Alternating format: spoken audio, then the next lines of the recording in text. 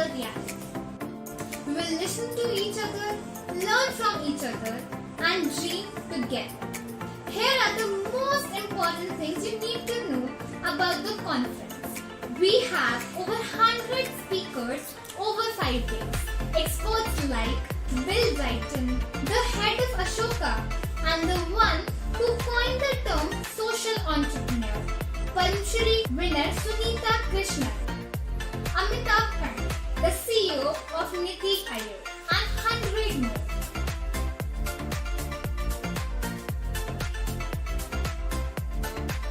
Sessions are in fun, engaging formats. Catch out 15-minute session where experts share life wisdom. Drop into our masterclass where you will actually see teacher teaching online and debrief what is working in their classroom. An exciting part of the conference is we are focusing on actions.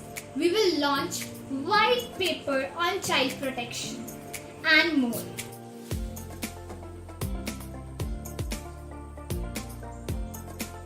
We will launch a democracy curriculum called India and I. The conference is free, virtual, and you can sign up for as many sessions as you like. Participants even get a certificate. Register here now to book your place and make sure you get lots of students to sign up too. Let's come together for all our children. Hey everyone, this is Muskan and I am a spoken word poet, and I'd like to encourage all of you to come and be a part of a very special conference called inspirED, where educators and influencers from different countries will come and talk about education and its policies. So don't miss this opportunity. It's fully free and you will even get a certificate for this. Make sure you're signing up for it, and I hope you have a great experience. Thank you.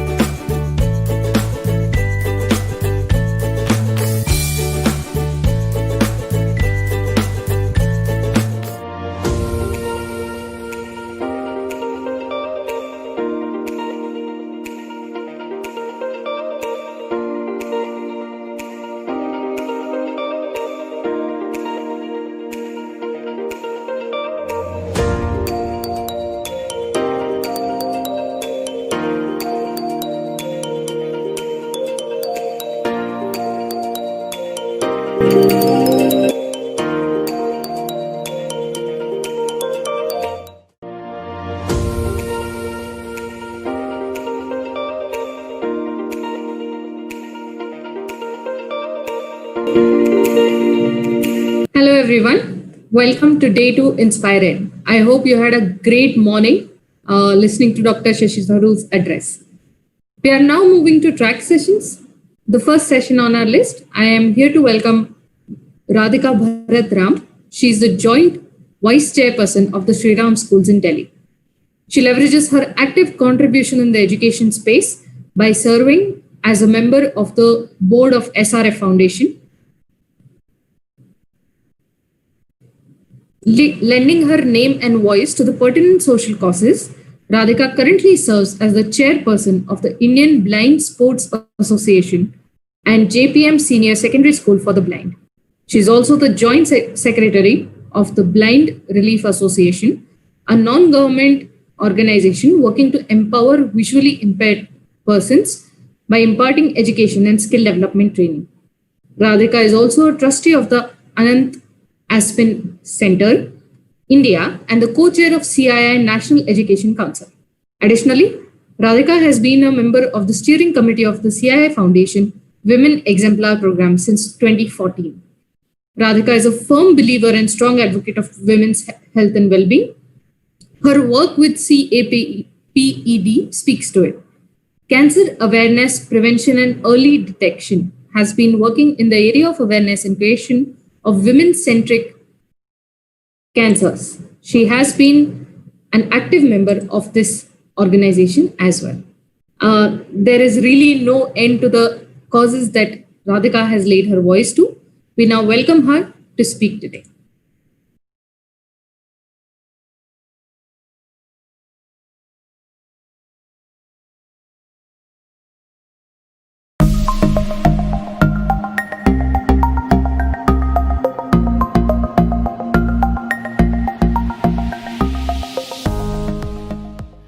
Lockdown and children at home, age of online earning, and students as young as 2.5 to 20-year-old attending online classes. While the well-to-do have easy access to devices and connectivity, it remains a struggle for the rest of India to bridge the digital divide. This is where Madan Bhaiya gives me hope. Madan Bhaiya is our cook, supporting his family of 2 kids and aging parents. Like everyone else's kids, Madan Bhaiya's children also need a device to remain connected. A man of limited means, he made a brave decision. He decided to buy a laptop for his 20-year-old daughter Nishu without a rupee of donation. Only belief, aspirations, and dreams for his daughter. Dreams that gave him hope. And me, even more of it. This for me is the changing face of India, where a father chooses his daughter above all else.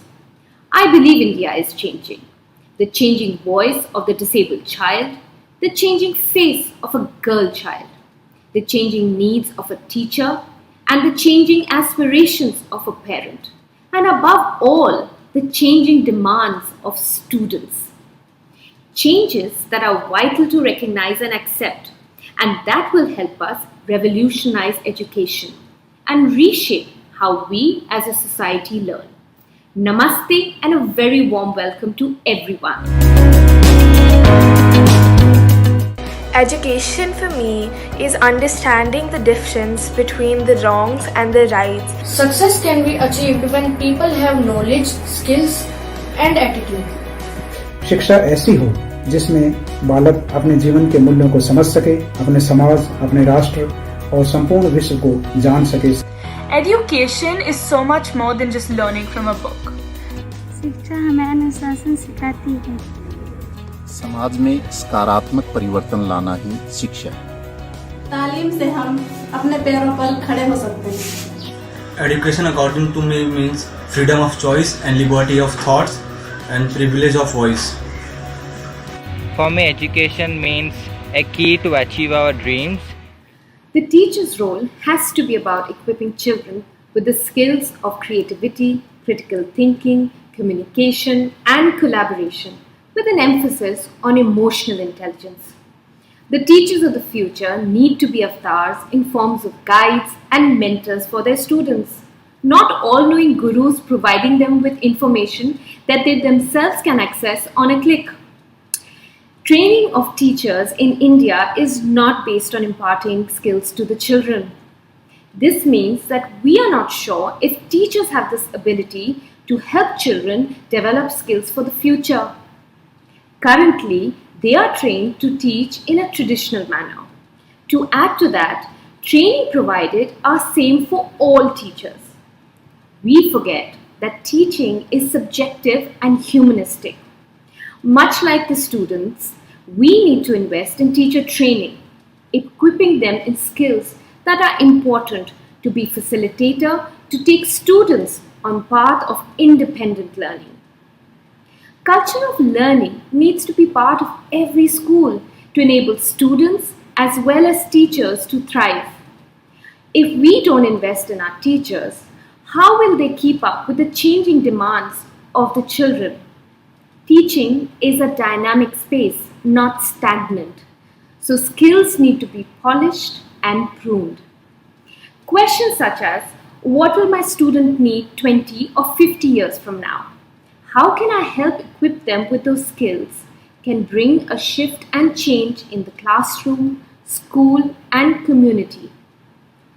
There are various ways to do so. Inviting students to be part of decisions affecting the functioning of the school. Opportunities for internships and community service programs. Exchange programs. Connecting with peers nationally and globally. Building collaborations. We need to create learning environment in schools where students can decide what to do with their time and learn based on needs rather than through classes or a standard curriculum. Providing them with hands-on experience and bringing in resources to experience a whole new way of learning. We need to equip them with relevant tools that will help them leverage their inborn skills and practice those skills in a natural way, hence allowing them to become thinkers and problem solvers.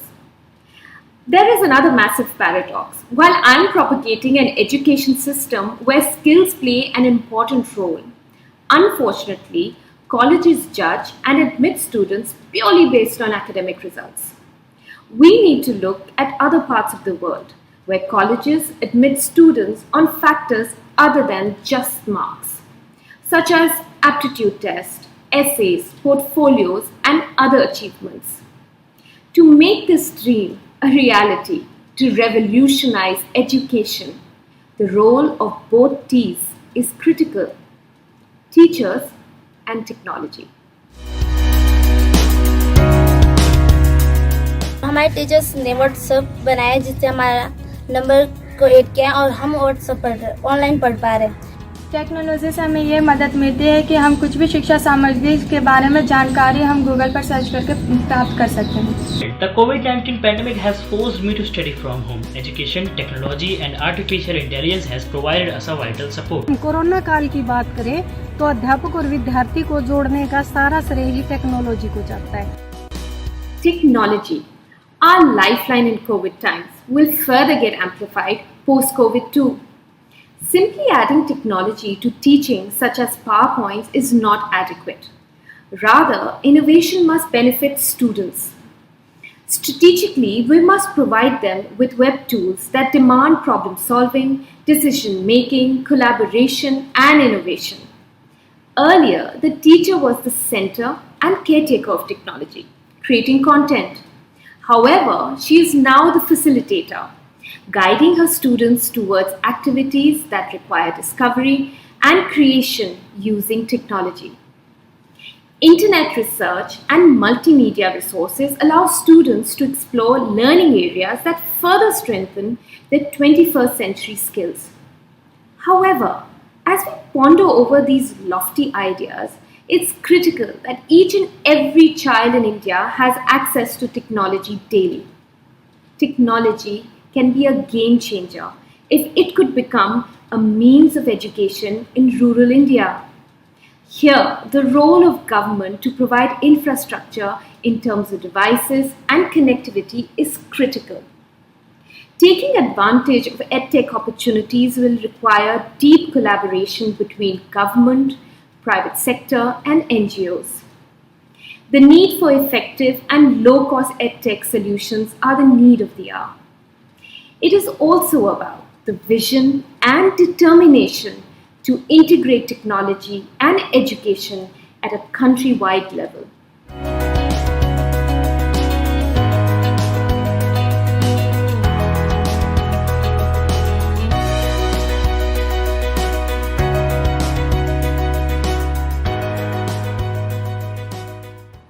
However, discussions around the future of education in India are incomplete without including the voices of the girl child.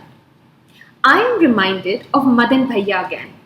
India needs many more Madan Bhaiyas to call itself educated.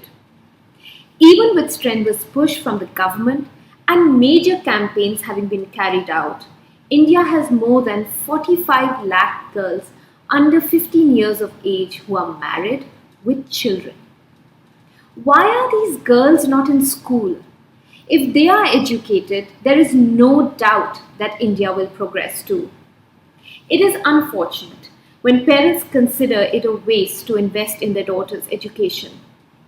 Education enables a girl to take decisions for herself, improve the standard of living for her family and children, enter workforce, and reform the society as a whole. Therefore, a change in mindset towards girl-child education in India is critical. The progress of girls from primary to upper primary level is lower than that of boys. Lack of upper primary schools nearby and girls having to support their families economically and carry out household chores put them at a huge disadvantage against boys.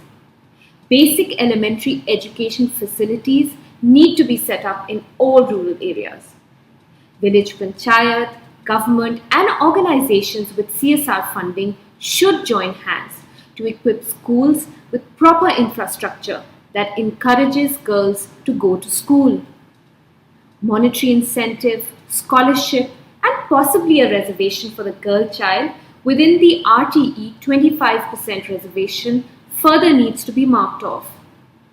With the national education policy's focus on gender-responsive curriculum, I hope we will remove gender bias and discrimination in our curriculum and textbooks. शिक्षा वह सफलता की कुंजी है जिसके सहारे जीवन के किसी भी लक्ष्य को प्राप्त किया जा सकता है. No without seeing them, so one should be educated. Audiobooks, online classes, online live classes, digital libraries are few examples through which our students with visual impaired staying in a different part of the country stay connected with education. Having worked intensively with the visually impaired, there is a long way ahead for building an educational infrastructure for the differently abled. Theories of development are a part of teacher training courses. However, the why and the how of teaching the differently abled are not. Not a meager specialization. It must feature in the course book for every individual aspiring to be an educator. The focus must be to bring about changes in the classroom processes, teaching methodologies, and an attitudinal and mindset change in teachers. More importantly, school leaders to respond to differentiated needs. It's important that our schools and curriculum become more inclusive to allow children with different abilities to be educated together rather than in a segregated manner. Braille book, sign language, unless not brought out in the mainstream, will keep the differently abled in an isolated corner. The appreciation that children will develop by interacting with those with other abilities is critical to create empathetic and compassionate society. It's time for us to embrace children with different abilities and invest in their learning. They need to be pulled in from the margins into the center. So for me, education is not just, going to a school, learning from the textbook and then coming back to home and then repeating that same curriculum again. For me, education is way more than that. It is something where, you learn in an innovative way and you apply it in your later on life. And education teaches you to not just learn the facts, but to helps you become a better human being. The key to development of any country is its education system. These are strange times. Hopefully, we will not return to the world as we were pre-COVID. This pandemic has taught us the only way to move ahead is through collaboration. We need to make parents equal partners in the learning journey of their children. We need to pull communities together and we need to share resources to make education a reality for all children in India. All stakeholders, private, government, NGOs, edtech companies, school managements, parents and teachers need to join hands for the children to provide them with a better future. We are accountable to them. The Global Goals for Sustainable Development states that education liberates the intellect, unlocks the imagination, and is fundamental for self-respect. It is the key to prosperity and opens a world of opportunities, making it possible for each one of us to contribute to a progressive, healthy society. Learning benefits every human being and should be available to all. To sum it up, there are no ready-made solutions, no models to adopt. The future calls for a new model, only possible through dialogues with all, collaborative thinking, and rigorous implementation. This is Radhika Bharatram signing off. Namaste and thank you.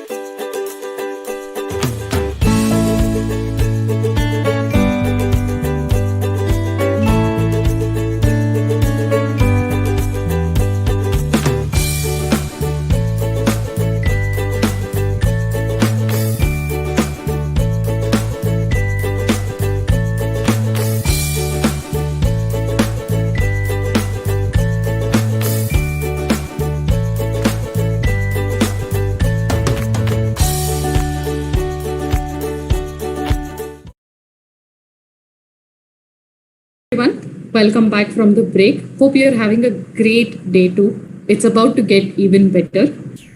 We have amongst us Padma Shri Sunita Krishnan,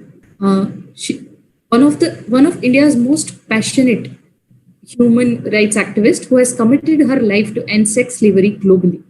Working as a full-time volunteer for the mission, Ms. Krishnan is the brain behind Prajwala's evolution. As a founding chief functionary and general secretary of Prajwala, she is responsible for strategic planning and of all the interventions, which she continues to expand. Ms. Krishnan is an advisor to several state governments to develop holistic victim services, also plays an important role in the interministerial committee of the national level to draft comprehensive legislation on human trafficking. For the last 2 decades, her contributions to the anti-human trafficking sector has gained national and international attention.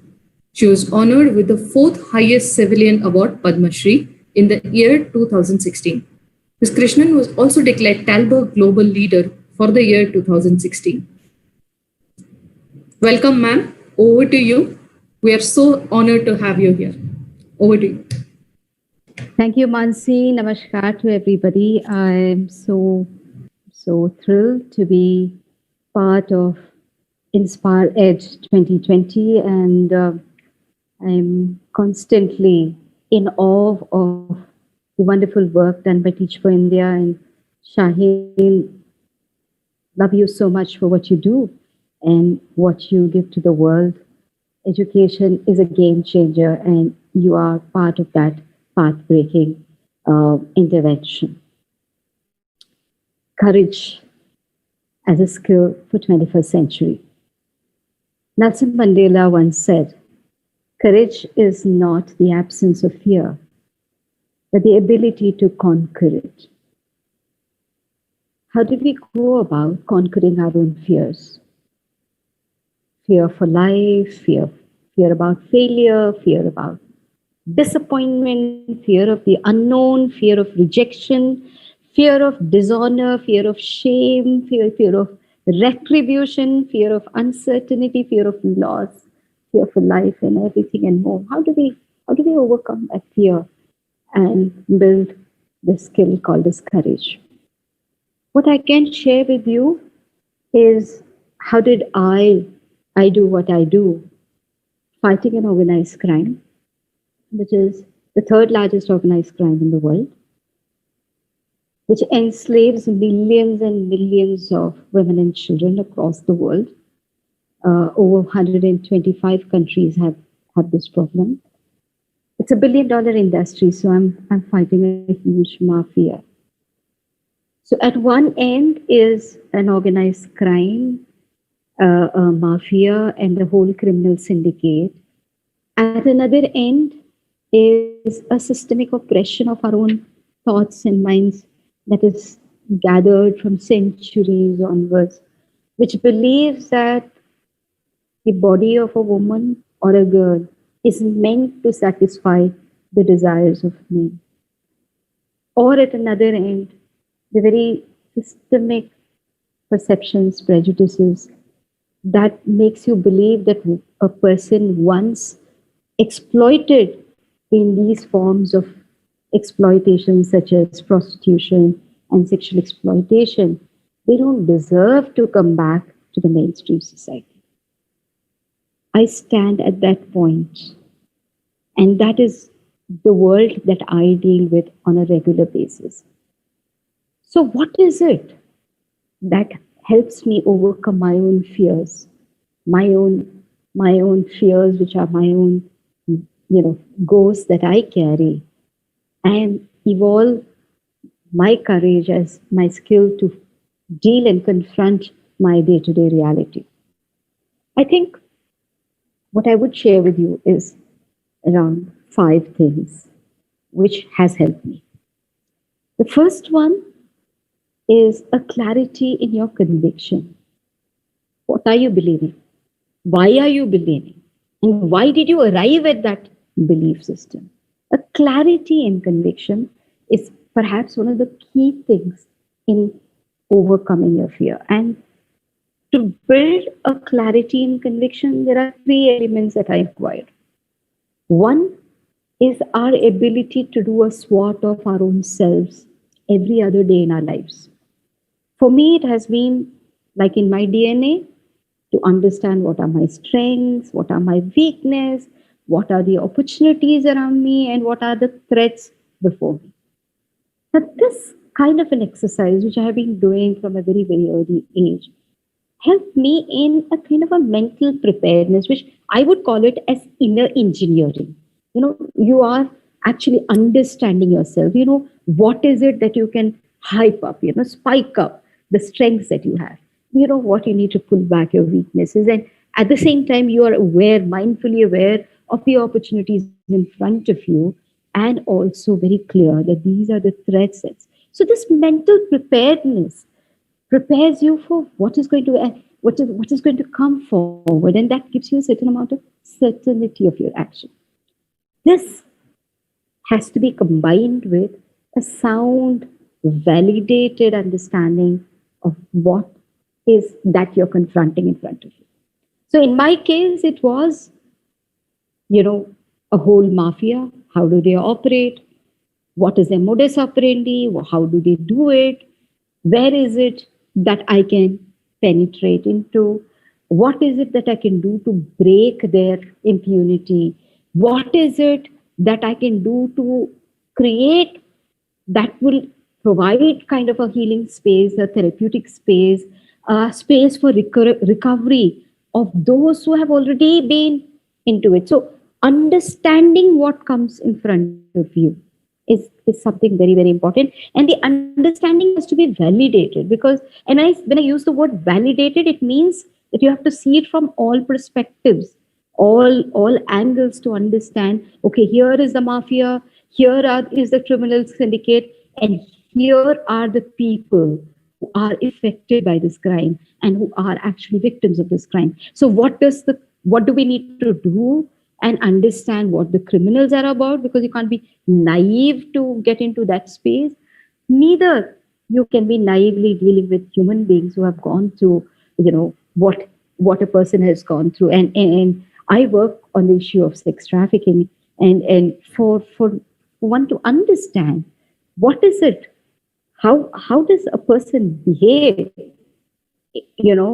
if you're raped, say, 40 times a day, for weeks together, months together, years together, you're constantly intimidated, you're constantly threatened, you're constantly subjected to so much of inhuman indoctrination that makes you believe that you have to just remain there and you can't come out.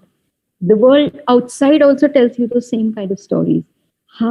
If you don't understand this, you will never understand what are you supposed to do with them. And therefore, that validated understanding gives you a clearer understanding on how you will move forward. But most importantly, to get a clarity in your conviction, you need to align your position. Now, aligning your position actually is the key to evolution of a conviction, because it's where you stand, from which lens are you looking at this problem. And the problem that I fight, the problem is, and the bigger problem is, not just the mafia and the social perception and a whole world of prejudices and stereotypes that people carry. A larger problem is also that there is a class of people in this world who believe that adults don't get trafficked. They can never get trafficked, because adults have their own agency. They can decide for themselves. And therefore, according to this group of people, no woman can actually get trafficked or lured or deceived or, pushed or coerced into the space of commercial sexual exploitation or prostitution. And they believe that all the women in these spaces are exercising their self-determination to sell their body, and therefore somebody like me is a human rights violator. I'm actually coming in between what they believe. This group of people will, in recent times, and not so much when I started my work, but over the years, as my work started showing the impact, we started with one girl. Today we have rescued 23,500 girls out of sexual slavery and provided them, holistic rehabilitation services. That means that much or that many number of people have been directly damaged by us also. So when the work started showing the impact, then this group of people also surfaced in a big way, who would go to any extent to destroy you, discredit you, defame you. And that is where your positioning, where do you stand? I'm a hardcore abolitionist. I believe that prostitution is the oldest form of oppression and not the oldest form of, profession. So, that positioning is what brings you better clarity in your conviction. Combined with better clarity in your conviction is the second thing, which is very, very important, is understanding your own vulnerability, your own, uncertainty. Not just understanding it, but acknowledging it. Now, this is very, very key, because you need to know what will really destroy you. What is your own, that weak spot, and knowing it and becoming very mindful of it from inside. And that is a skill, will allow you to replace these emotions, when it starts coming and hitting, when fear overcomes you. The third thing that you need to do, and what I have done in my life, is strategically planning action without getting attached or obsessed with the results. We speak about karmanyevadikaraste, ma phaleshu kadachana. It is such a beautiful thing in Bhagavad Gita. Believe me, it is one of the most practical and sensible strategies. If you can plan and act without getting caught with the result, oh, I'm going to fail, oh, I'm going to be rejected, oh, what if this does not work out? Forget that end point. Concentrate on the act itself. Don't get attached to the results of it. That gives you an enough freedom that I will try to do this. I don't know what will come out of it, but at least I will do what I have to do. The fourth thing that has helped me in my endeavor to capture my fears is internalizing one reality. Thinking right, having the right intentions, and believing that this is the right thing to do is not enough. Whatever you have to do it rightly. So the means to an end is not just important, maybe more important than the end itself.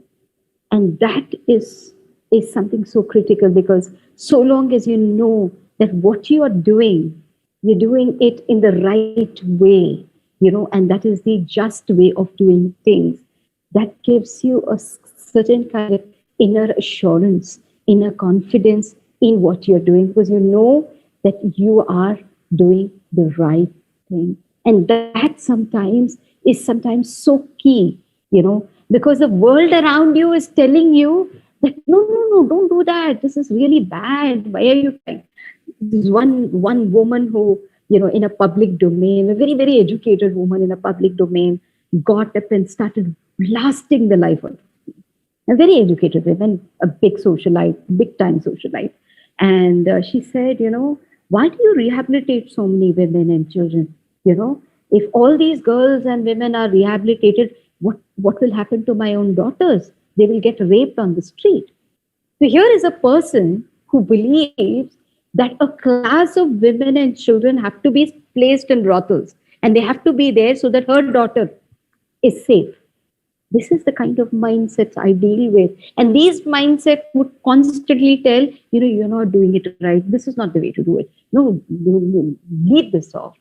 So long as you're doing what you're doing and internalizing the fact that you're doing it rightly, and the word just and right in the way you act is so key to build your courage.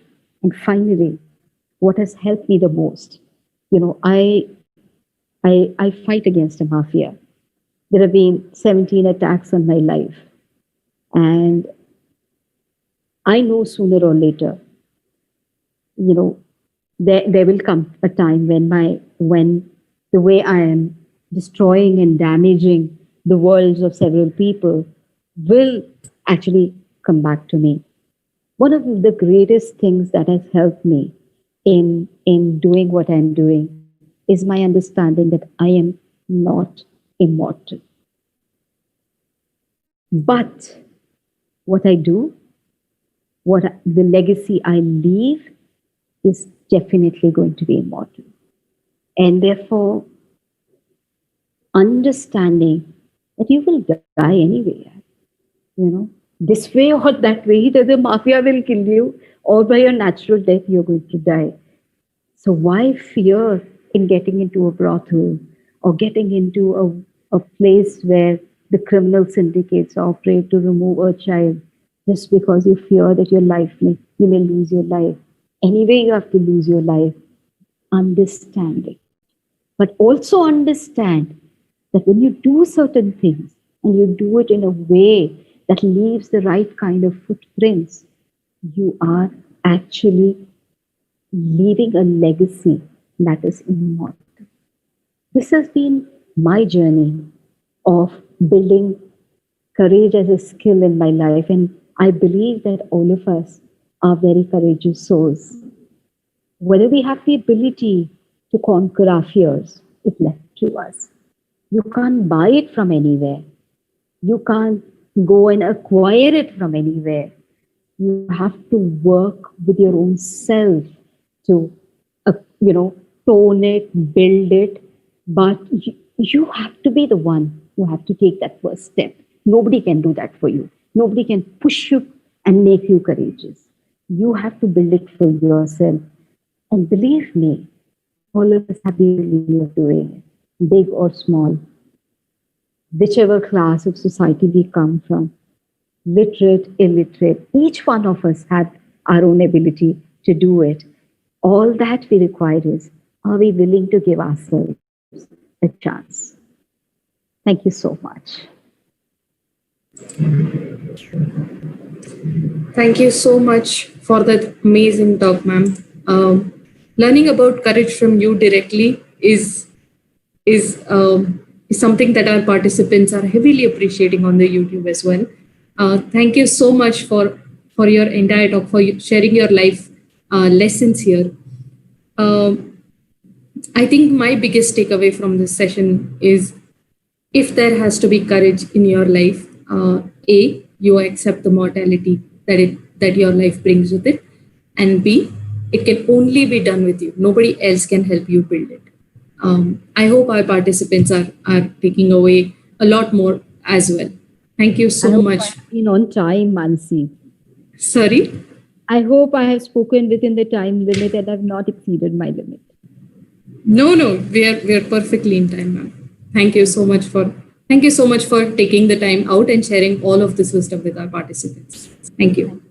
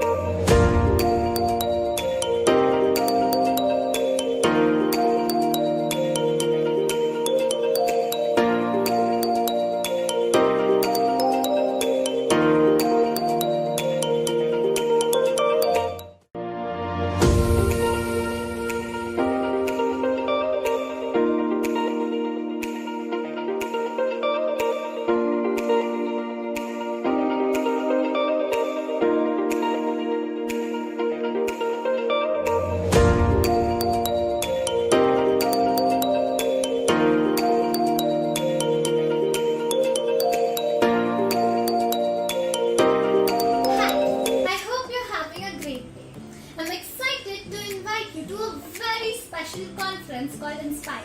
This conference is special because we have diverse stakeholders come together to really think about how to make our new education policy a reality. We will listen to each other, learn from each other, and dream together. Here are the most important things you need to know about the conference. We have over 100 speakers over 5 days. Experts like Bill Brighton, the head of Ashoka, and the one who coined the term social entrepreneur, Padma Shri winner Sunita Krishnan, Amitabh Kant, the CEO of Niti Aayog, and 100 more.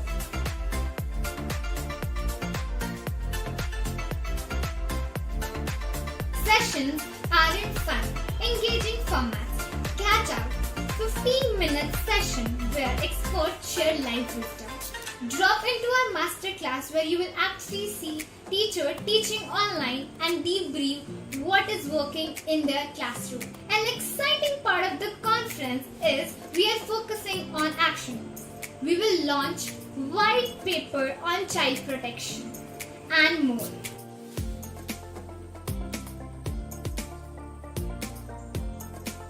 We will launch a democracy curriculum called India and I. The conference is free, virtual, and you can sign up for as many sessions as you like. Participants even get a certificate. Register here now to book your place and make sure you get lots of students to sign up too. Let's come together for all our children.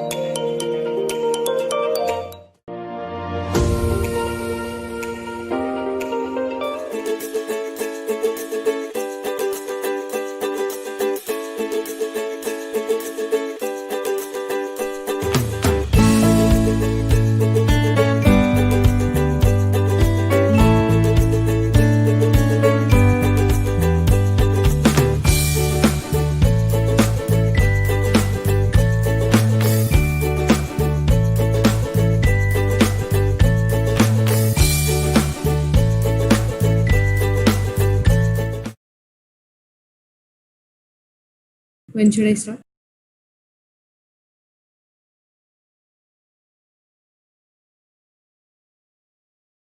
Everyone, welcome back from the break. There's a power-packed morning that we've had on our day 2 of inspirED. We're now starting our panel discussion on bridging the digital divide. This panel is right now coordinated by Kabir, who's the program lead of SES Rural Intervention in Uttarakhand called Pathshala, where he has played a pivotal role in integrating technology into the program. Prior to this, Kabir has spent a few years working with some exciting tech startups in India and South Asia. He has also taught in an under-resourced school in Pune under Teach for India Fellowship Program. Kabir, we are so excited to have you on the panel. Please do introduce us. Thank you. Over to you. Thank you, Manasi. Good afternoon, everyone. It's really a pleasure to be here, and we are pretty excited as a panel as well. Welcome, Prerna and Vivek. It's absolutely wonderful to be here on the panel along with you guys. And let's start it in a bit classroom fashion. So Prerna and Vivek, imagine a grade 5 child walks over to you and they pose you this question that, hey, Didi and Bhaiya, can you explain me what do you do in 3 lines? How are you going to explain that to a grade 5 child in just 3 lines? Prerna, Vivek.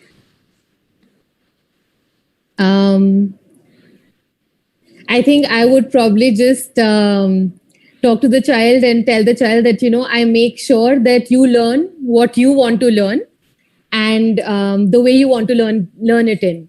So that's what I do. That's my role. Okay. Thank you, Prerna. Vivek? Yeah, that's a difficult one. If I have to share that with a child, I would end up sharing that, hey, look, we are working towards ensuring that, whatever time you spend in school, you have a great time. Okay. Thank you for that introduction, Vivek.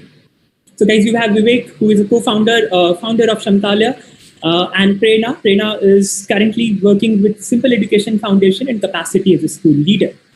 Wonderful. With that, let's get started on our conversation this afternoon. Bridging the digital divide. You all are seeing a graphic on your screen, right? In this graphic, imagine this represents the entire population of India, which is 100 people on the screen right now. Out of 100 people, 65 people live in rural areas and 35 people live in urban areas. Out of these 65 people, you are seeing there are certain figures which are in the black boundaries, right? These represent the people who have access to internet, which means that in rural areas, we have out of 65 people, 20 having access to internet. And in urban areas, that translates to 17 people. If you do this mumbo and jumbo, this number comes to around 63 people out of 100 not having access to internet. And that's 2019 data. In the light of this graphic, in the light of this data, Vivek and Prerna, as we go on this journey for the next 30 minutes to uncover that what does this mean to bridge this digital divide, right? I would love for both of you to share a story, right? This data represents here a lot of mind. Just share a story with us which can put some soul to this data that you have seen playing on the ground in the past 6 months. How has this graphic played out in your experiences in the past 6 months? Prerna and Vivek. Prerna, please go ahead.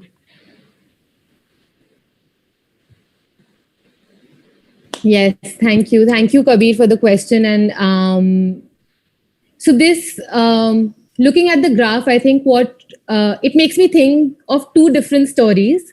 One, where today I see 2 children, siblings, the grade 4 student helping their grade 1 sibling in just learning the sounds, like the jolly phonic sounds that they get over WhatsApp, and then asking questions in the group, just really engaging with the content, building a strong interaction, collaboration at home.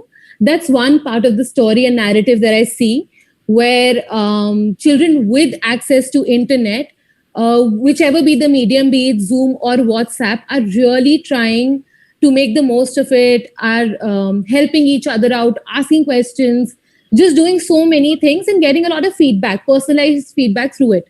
The other end of it that I see is the story of the children who had to go back to the village because their parents have lost jobs, who don't have access to any, who have phones, but the calls don't get through, they do not have internet. So basically are completely cut off, not only from just what's happening in school, but from their peer group, from the people that they lived with. So just like moving away from their home here to someplace else. So yeah, it just makes me think of two different stories. This graph really, yeah. Thank you for sharing that, Prerna. Vivek? Thank you so much, Prerna, and thank you so much, Kabir, for, highlighting that data. I would just add one more data to that layer, that globally, 3 out of 4 children who don't have access to any remote learning opportunities come from rural background or from poor household. So that means there are a lot of people in urban areas as well, where they might have access to internet, but that access is not in any ways helping them learn. So that's one thing that, I wanted to highlight, that there are layers to that data as well, that not necessarily access to internet might be equivalent to access to information, forget about learning. So that's one.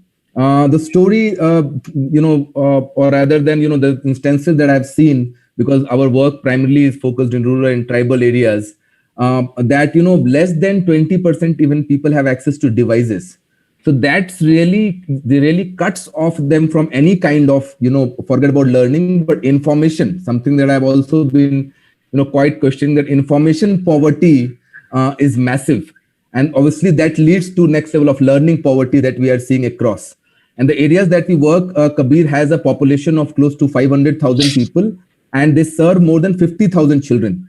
Now imagine, of 15,000 children, only 19% of those families have access to any device.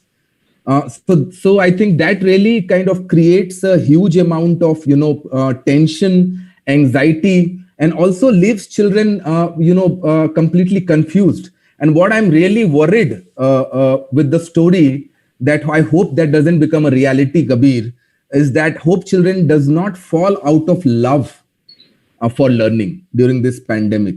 I think that's something quite kind of really making me very, very anxious. Interesting.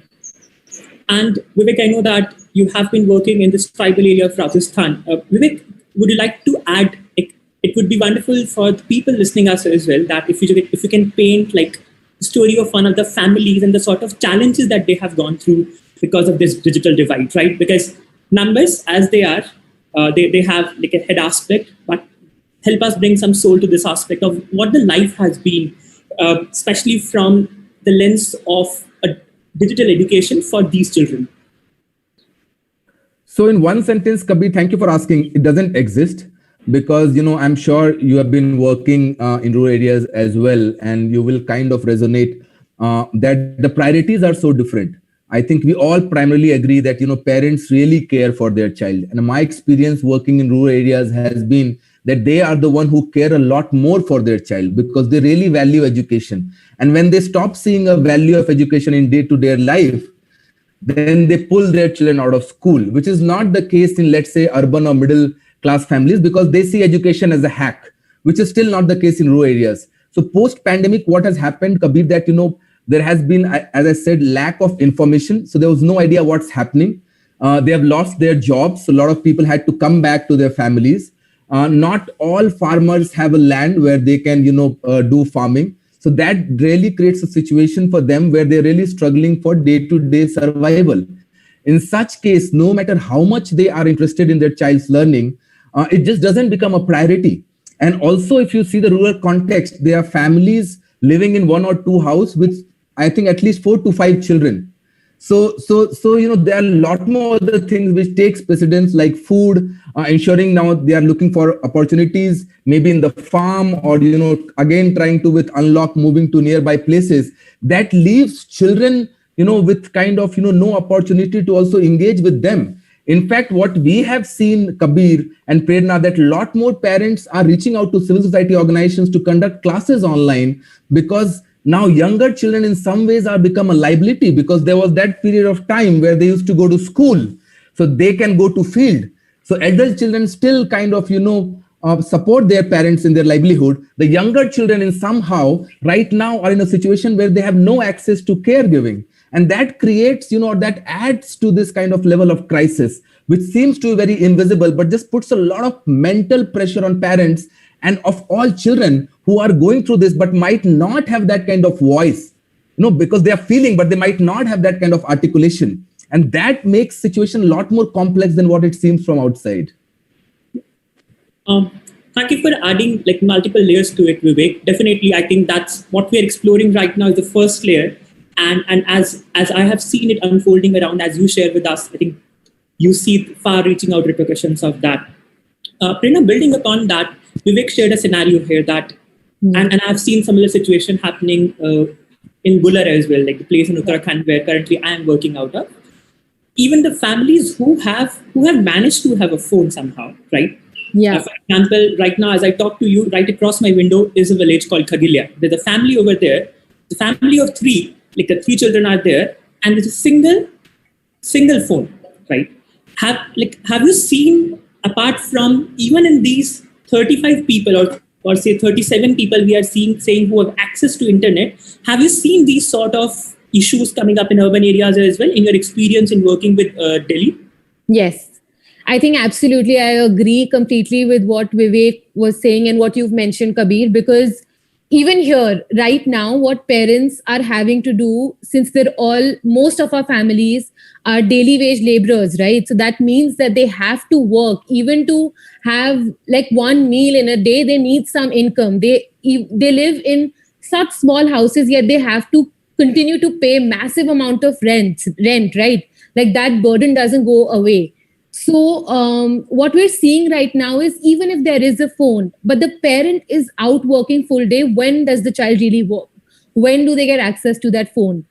At the same time, just getting a data recharge done every week, every month for again, so many children, they have children in primary school, secondary school, just these difficulties that parents are currently facing. It's not only about that the financial aspect of it, but I feel like emotionally there is a lot of struggle because again, uncertainty was what was mentioned, right? It's very uncertain. They continue to ask us, when will schools open? When will our children go to school? So we can see that parents and children both are keen, waiting for schools to open, but that's not happening. They're having to figure their day out. It's not the same. Their days don't look the same anymore. Every day there is a new struggle. And I think that is what is really creating, there was an existing disparity which has further exacerbated with the current, with the digital divide that we currently face. Because even if you have internet access, as Vivek was mentioning, it's not necessary that learning is happening for you, that you're really able to connect to people around you or your peers. So I think, just a lot of mental as well as emotional trauma, I think, that is taking place, and that fatigue is sort of setting in, where gradually there is a loss of interest in what is happening. So we've seen that. Right. And thank you for, I think, touching further upon certain aspects of it, which we'll explore as we move on, Prerna. And thank you, Vivek and Prerna, for putting things in context. And something which I am understanding from the conversation with both of you is that access doesn't necessarily mean learning is happening, right? And there are further challenges to access. Now, and with that, I am just wondering, is this a digital divide? Like a gorge? It seems to me, right, like a valley right now. It's like a digital divide valley, right? Not just a divide. With that, I'm just wondering that even currently in the area I'm working in, I see there's a huge infrastructural gap if we ever want to make this digital learning a reality, right? Let's imagine over the night, some magic happened somewhere, right? And you guys, both of you, in your respective geographies of rural Rajasthan and in the heart of national capital of India, you get all the infrastructure which is necessary for executing or making this so-called digital education a reality. What do you think? Do you think what sort of challenges or what do you think will happen if overnight this magical infrastructure appears? Do you think we are in a space, children, the families, or the other stakeholders, are we in a space to leverage that and just move on to the digital education overnight? Prerna, Vivek. I can go, Prerna, if you. No, go ahead, Vivek. Yes. So that's a very interesting question, Kabir, right? Means we all have been talking about, if you allow me, I would just add a caveat that just, to answer this question, just let's go back 7 months before pandemic, right? When children were going to school, when teachers had, access to the schools, children have access to the schools, even then the learning outcomes were not great, right? Even then we as a country, we're not able to engage children or inspire them for learning, right? So that issue is not an issue of pandemic. And why I'm highlighting this, because if we see this as an issue of pandemic, we might end up solving a problem which does not exist. That one. Coming back to you, Kabir. So the question that we have been asking, whose need is online learning? Is it to cater to our relevance, civil society organizations and systems, or really to cater to children's need? I think that is something that we should ask quite often than not. The second thing, to answer to you, Kabir, that even, during the pandemic, people who had mobile, and we're talking about rural areas, there were a lot of government schemes which came out. And, it was there were so many difficulties in accessing those government schemes, because you have to understand a lot of these communities don't have the culture of, writing and reading, mostly have oral tradition. So to engage with written content, even you have the digital infrastructure itself is a huge problem. So imagining, even if everyone, so imagine they couldn't access schemes which government has provided to them, because the communities that we work is largely they have oral tradition. So they don't have this kind of, access to written or their habit of, engaging with written content, that itself. And how, Kabir, this medium can be overwhelming and do entirely the opposite what it is meant to be. I will give you a personal example, being a bit vulnerable. I went to reasonably good school, right? And, parent-teacher meetings are a great way to engage communities. But my mother could never attend parent-teacher meeting because that used to happen in English. So the parent-teacher meeting purpose was to engage parents, but it was happening in a medium which was very alien to my mother. So instead of serving its core purpose for engagement, it was doing exactly the opposite, which I came to know very later on. This articulation in the hindsight. So even if you have the digital infrastructure, I am very scared that it might we might get over the digital divide, but what about the divide in dignity? What about the divide in choice? I think those are the issues that will become a lot more visible to us. It is still there, but those voices are not able to come out. There is a lack of dignity in learning. Even if people have access to mobile, you can see in families how children are feeling, this pain of not having a bigger screen, or, within the siblings, there's a competition. So it's creating an emotional divide. So we need to see that there are layers of different kind of divide that's already existing. So I hope that, I'm not sure if I was able to answer your question, Kabir, but I think even if you have that infrastructure, I am not sure if that's the problem that we need to solve. There are many other problems that needs to be addressed before we really reach there. Interesting. I remember reading it at one place which mentioned that we humans are pretty poor at solving problems because we do not really solve any problem without creating two others. And as you talk about the problem of emotional divide, or what I hear from you, Vivek, is the scarcity, right? The scarcity, the constant technical or economical scarcity that I have further taken closer at home to children. I think that's something which I am hearing from you and able to connect back to that statement. Building further to that, Prerna, let's say it's akin to a snake charmer, right? You have a snake charmer, and somehow as a country together, we gather the willpower, or somehow we gather the infrastructure and we charm, we are able to tame this digital creature, right? Yes. Do you see any other potential hazard, I would use the word, or danger of this charmed creature biting you back, even if that happens, right? Yes. Digital creature gets somehow charmed by the entire ecosystem, and you present it in front of children. Are you seeing any potential challenges already, or do you see any hazards in future, Prerna? I think these were things that we immediately started seeing when because this shift was really sudden and had to happen very, very quickly. What I currently am constantly thinking about is that we can't just cut, copy, paste from what we had. Massive discussion going around the idea that education cannot just be about academic pieces. It has to go a lot further than that.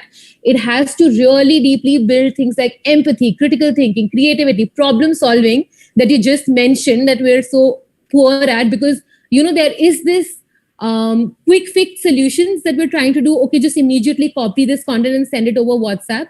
But that is not really going to solve anything, because there are bigger gaps that exist and what I feel like what really needs to be done is to repurpose education in a manner that really meets the child, that really focuses on not just the content pieces that we consistently focus on, but so much more that wholly develops the child. So I think for us, this is also an opportunity to really strongly take a look at the gaps that have existed, because right now we can really see that even if you send really amazing content, parents can't understand. Most of the parents that at least that we work with do not understand the language, right? So if I send content that is purely in English, that will not work, which is why we have tried to create bilingual content, focusing on the language that parents and children can understand. These were things that we really started to understand as we also began innovating in the design choices of like how curriculum and material goes out. So I think what we really need to question is, do we continue focusing on this infrastructure bit, or really deeply dive into, is this education, learning, design that we're talking about, is it really helping, supporting the child to achieve the vision and purpose that we consistently talk about? Is it really helping the child develop wholly? Is something I think we need to think about. Interesting. I see this common theme in what both of you mentioned, that when Vivek asked whose relevance is this for, is it the relevance for you as an organization? And like Prerna, the way you say that, is it really meaningful for the child?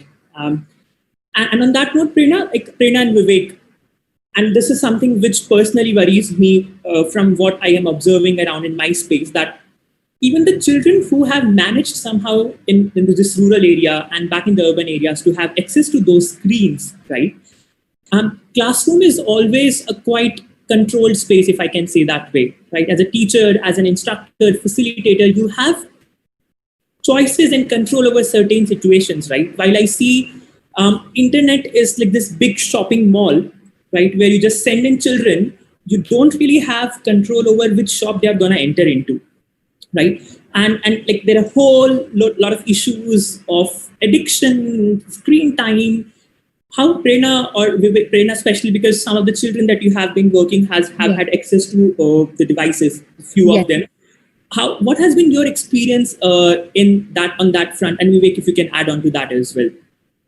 Yes. So I think when we talk about child safety as they move to this online platform, what we heard a lot from parents was that my child has the phone full day, but and we started realizing a lot of times what is happening is that now children also want to communicate with each other, which is a good thing. They want to talk to their peers and they want to have that conversation, but at the same time, we really need to ensure that child safety on an online platform is something that is shared not only with the children, but with the parents and within the community. That awareness needs to be there. Because while children have the phones, there is, as you said, easy access to so many things that no one can keep a tab on. Parents go back to their work and children have the phone full day. So those are things I think we've been thinking about. And what has happened is that even when you have a conversation with the parent, we realize that some kind of facilitation needs to be there on the hours that the child has the phone, on how much time they're spending on the screen, what are they doing with the phone. So I think these conversations have to be facilitated within the home, within the school, to ensure that this doesn't take like sort of go back to the back burner and be discussed later, but really ensures that while there is already so much struggle within the emotional capacities of each of our own to meet up with the current scenario, no other like unsafe space is created for our children, where without really understanding the the platform, they're engaging with it. So yeah. And again, like I have certain questions over that, which is even in the physical spaces with acts like POXO, right? And the children's safety measures, we are still trying to catch up on. Yes. Like, the way I have come to perceive is that we are usually quite slow to reach there. And the speed at which we want this change, where would that leave us with? Trusting.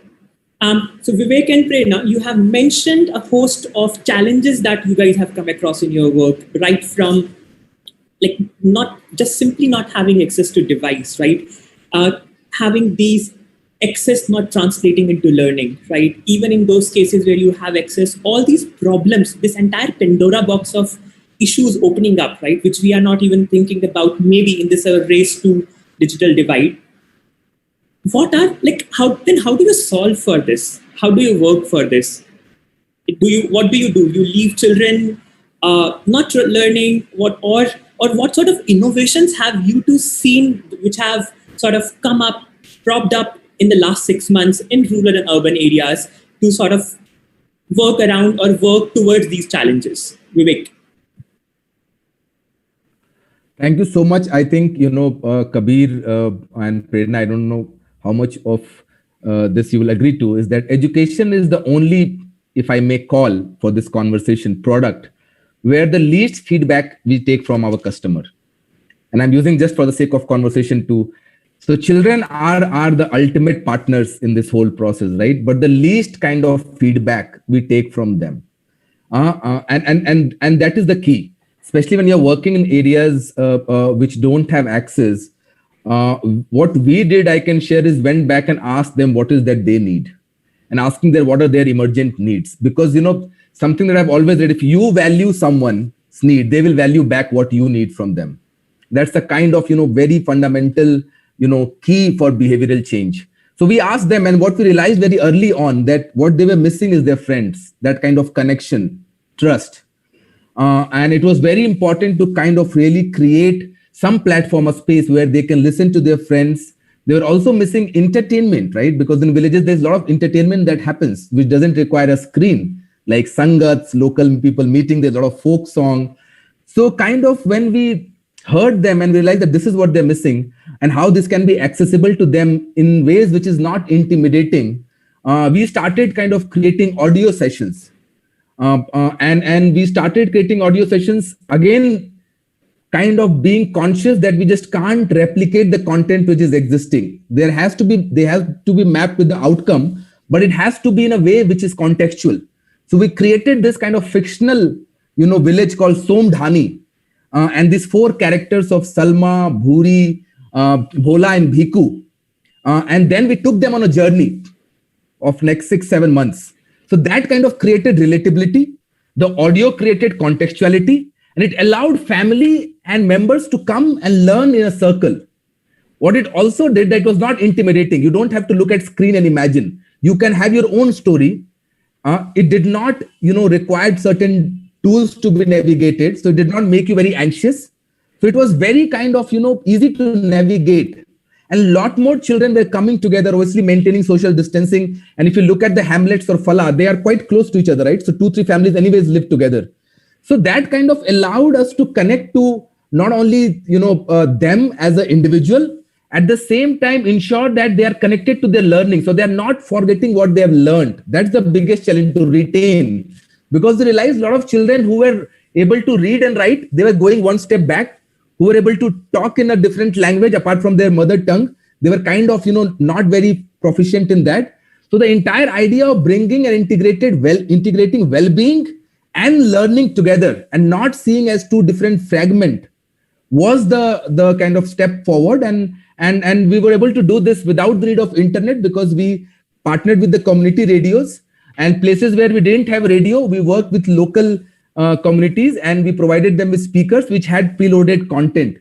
So that didn't even add to any kind of financial or any other kind of burden on them, because that's the last thing you want them to deal with, especially when the situation is so more difficult for them because of several other reasons. Interesting. And I think just to add a little bit more context, what I have seen in my area and other rural areas in my conversation with organizations is the situation of staying inside homes has not been similar in rural areas, because there were hardly any cases in the area I have been. In the last 7 months, we hardly had any case, and children could still, maintaining some distance, come together. So I think that's a slight difference, which enabled a host of solutions in rural areas. Prerna, I just wonder that if the value of this divide is so wide and large, right, what are the other alternatives that you have seen coming up around you in your work? If you can share a little bit about that with us. Yes, I think this space has given opportunity for educators to really see the role that parents play in their child's education. And what this has done is developed very, very strong teacher and parent relationships that initially took years to nurture, but now, because that is the need of the hour, where parents and teachers need to constantly communicate to make sure that the child that we constantly talk about work for is at the center of everything that we do. And so a lot of innovation is happening around how work is being done with school management committees, how we're working with parents, or even facilitating, like as Vivek mentioned, right, like having smaller summer family curriculum that we've tried to do during the summer break for our children, where families did activity together. So this has been this has also been an opportunity to just take back a look to the community, to the families that we work with, ensure that to build sustainability, how do parents support their children, and how can we, in that case, support parents to do that? Because initially the focus was that, okay, teachers are going to help the children to provide that learning. It was just constantly that was the focus, that children come and learn in schools. But now we know that children learn wherever they are, and we just need to provide spaces for them to really learn and create those experiences for them. So I think that is where I've seen innovation happen in just the way we look at homes and what can happen for children in their communities. It's quite interesting, like in the solutions in two different geographies, how both of you mention about community so emphatically, right? In one place, it may be they coming together with some distance between them in a circle. At other places, families coming together to do it. And I think now I'm just wondering that I'm not really sure what happened about the digital, if it's going to be bridged anytime soon, right? But what I am definitely hearing from both of you is it's bridging a sort of relationship divide that has had existed for quite long. It's interesting that how parents are, like the community and the parents are taking up that role, which I think they was sort of disempowered with that role for quite some time. Okay, I think we have a few minutes more to go. Vivek and Prerna, I think you have walked us through quite some context and challenges that you have come across, the sort of potential problems that you are seeing propping up because of this race that we are in to bridge this digital divide, some potential solutions that you have seen and suggested. On that note, I wonder, right, we started this session saying bridging the digital divide. Now, if I ask you, you have to reframe the title for this session, right, and leave our audience with one question each, which would be maybe, let's say, more appropriate to this session now after having this conversation. What would be that one narrative reframing question for you? Yeah, please take some time to think through it. I can respond in interest of time, Kabir. Is that, you said that we had a digital divide, and post this pandemic, we have seen lot more collaboration happening. A question that I would like to leave for the audience is this the right time? And I'm not sure if there would ever be another right time to think of the subject divide. Even today, it's very easy to solve problem in fragment because it gives you a sense of false control. So digital literacy, social emotional learning, literacy and numeracy. Is this the right time to really kind of dissolve the subject divide that exists? It's easier to solve problem in fragment, but it has all the potential to create another one. So is this the time to kind of, really dissolve the subject divide that we have? Interesting. Prerna. Which just makes me think about, what we were discussing earlier about repurposing education and what learning really means. So I think that's a question that I think we continue to explore. And And for me, I'm constantly thinking of how do we not, again, what Vivek mentioned, right? Not look at it through fragments or certain or narrow lenses, but really look at it as a whole.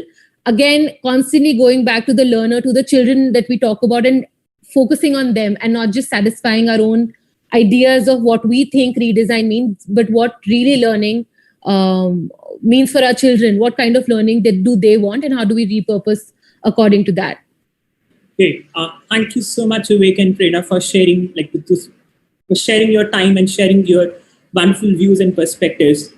And with that, the question that I would like to leave you guys with is that the real question that we gotta be asking is digital divide the real divide, or are there other fundamental underlying questions that we need to ask? Thank you, and have a wonderful time ahead in the sessions. Thank you, Vivek. Thank you, Prerna. Thank you, Kabir. Thank you, Vivek. Thank you, Prerna. Thank you, Kabir. And thank you, inspirED, and everyone who was involved. Thank you so much.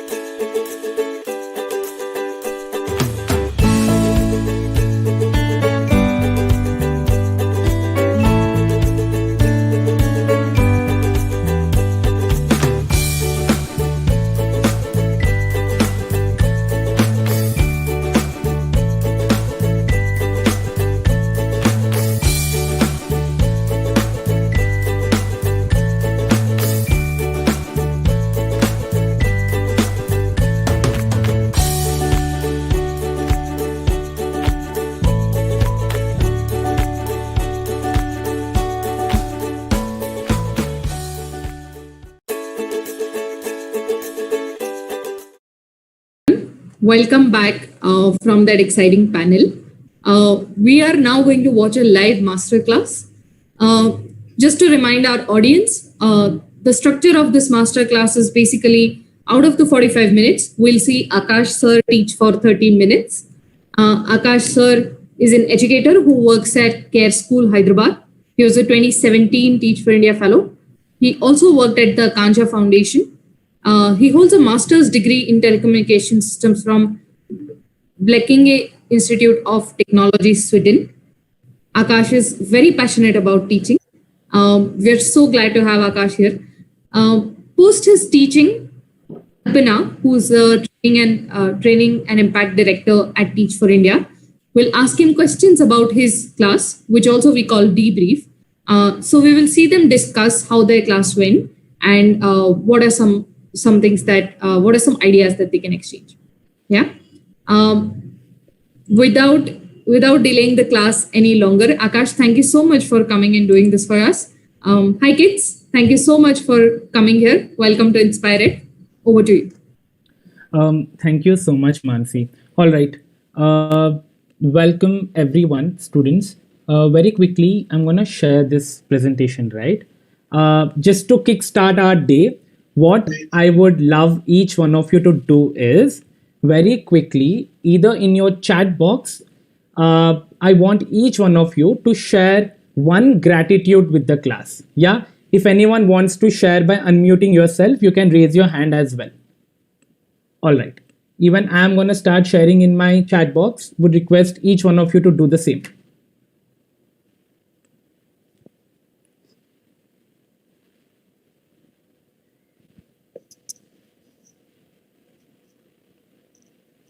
Till the time everyone is sharing, Aziz, can you repeat what are we going to do?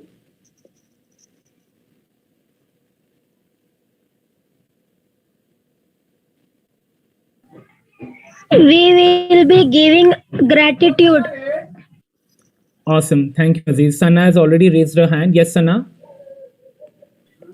So I am gratitude to my team members because as always they listen to me and cooperate with me. Thank you.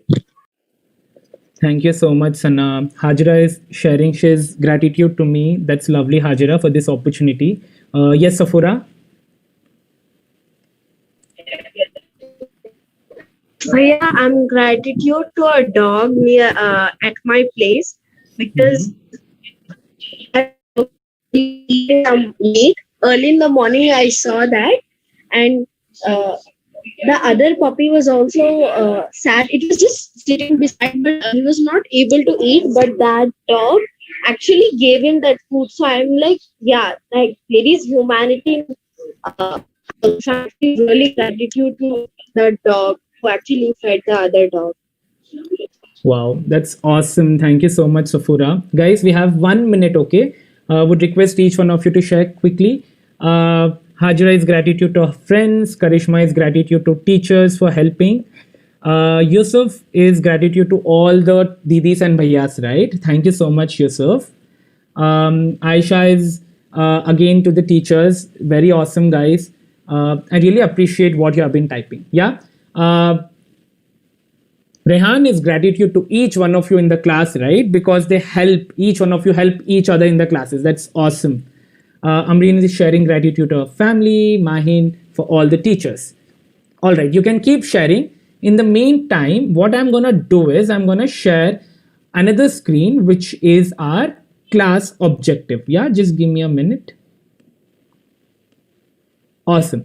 Yeah, before reading and going to our objective itself, what I want is if Mahin, can you very quickly read the objective? Sure, Bhaiya. We will be able to identify and apply the properties of angles made by a transversal and some of the angles of a triangle. Awesome. Thank you so much, Mahin. All right. Now, who can very quickly share like what is that properties of angles made by a transversal? Like I don't want all the properties. Can you just tell me what are they? If anyone wants to share the hand, you can raise your hand, or else I'll ask Sana for now. Bushra has raised her hand. Yes, Bushra, go on.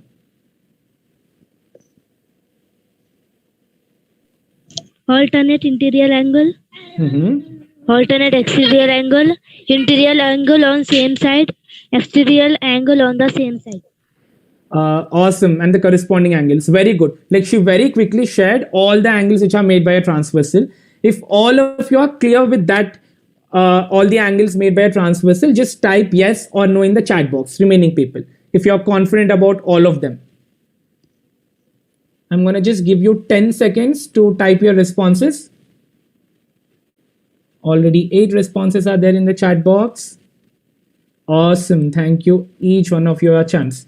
All right. And going forward to the next one, Sana, now I'm going to ask you, right? Because I took your name. Can you just share what is sum of angles of a triangle? What do you mean by that? What is that property? The sum of the angles of a triangle is 180 degree. All right. Very clear again. Just type yes or no again if you are clear or not clear with sum of the angles of a triangle property. Yeah. So in a triangle, you add all of them. It is 180. Simple concepts which you have done in your pre-work. Great. Yeah. So first of all, I'm just going to wait till everyone responds. Okay. Just giving you some time to get back to the screen. Thank you, each one of you, right?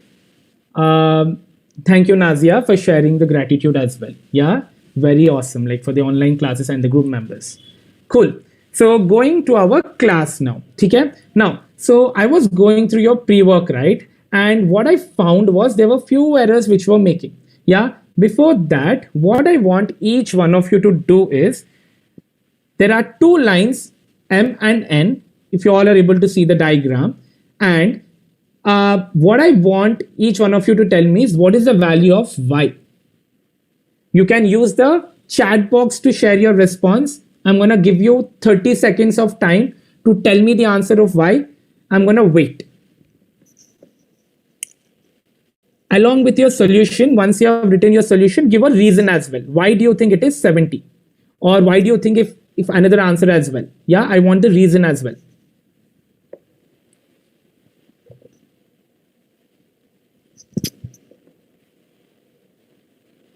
30 seconds of time for everyone to use the chat box. Then I will tag someone to share. Okay.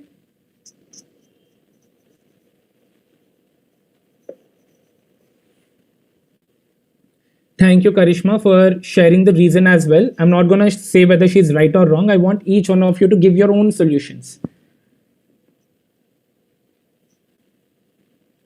Thank you, Afra.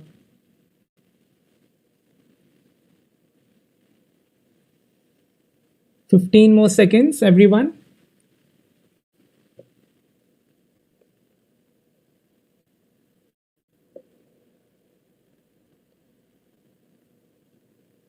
Thank you, Bushra, for sharing the reason as well.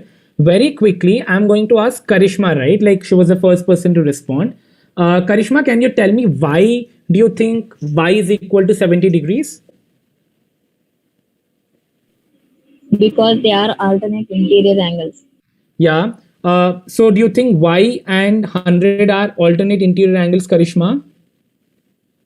No, y plus 30 and 100 are alternate interior angles. Awesome. I really love the response that she gave, right? Can we all give a very big applause to her? Yeah. So very clearly what she shared was 30 and y together make 30 plus y, comma 100. These both together make alternate interior angles. Just kali y or 100 nahi. Yeah. So generally it starts from, if you can see red line tha na hamara transversal, so it is starting from there and it has to go till the parallel line M. Correct? So if you can see, I'm going to mark with a green color now. 1 second. Yeah. So this entire thing and this entire thing are the alternate interior angles. So, and now the equation would be 30 plus y is equal to 100 and you know y is equal to 70. Very simple answer. All right. Great. Just give me a second. I have to share another screen. 1 second.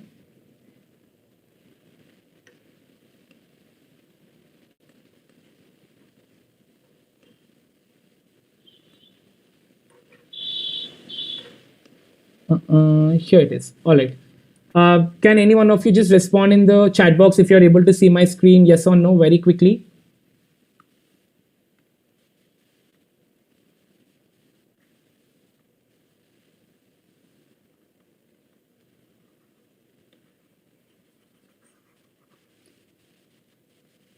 Thank you so much, everyone. Yeah. Going forward to the second one, what I was seeing in your pre-work as well is, if you can see over here, there's one more diagram which I've drawn. Now, according to you, which solution, there are two variables, right? 8 and x. Which one do you think you would approach first to solve? Just tell me your answer in the chat box. I'll wait for the response. Then I'll ask someone. Yeah. So according to you, and I want a reason as well, right? Yeah. With your solution, now give a reason next.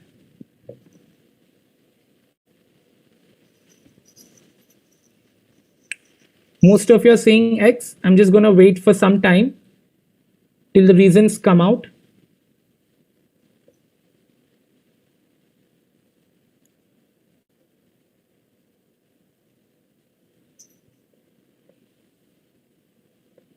Okay. Karishma has given the reason. Sabha has also given the reason that if we find X, the others are very easier to find. Thank you so much.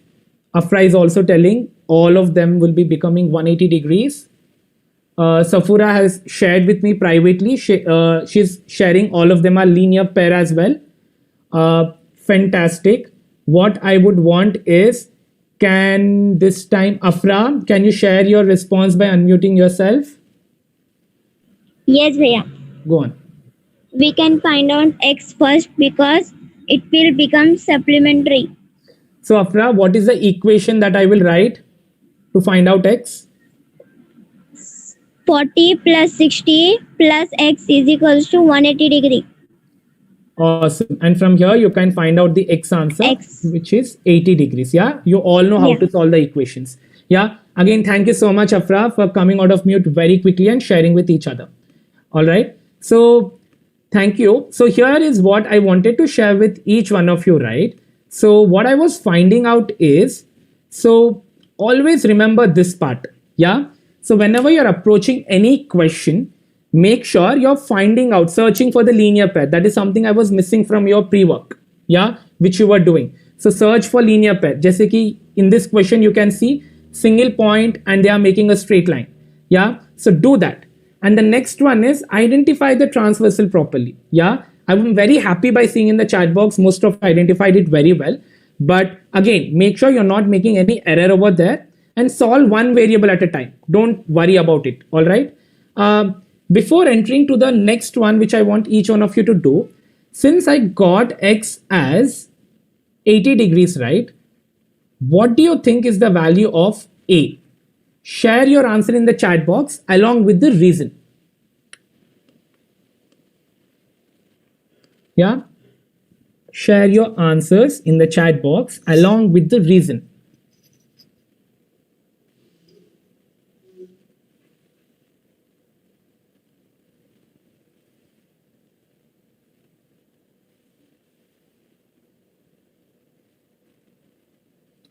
Sabha, interior angles on same side, do you think they are equal or supplementary?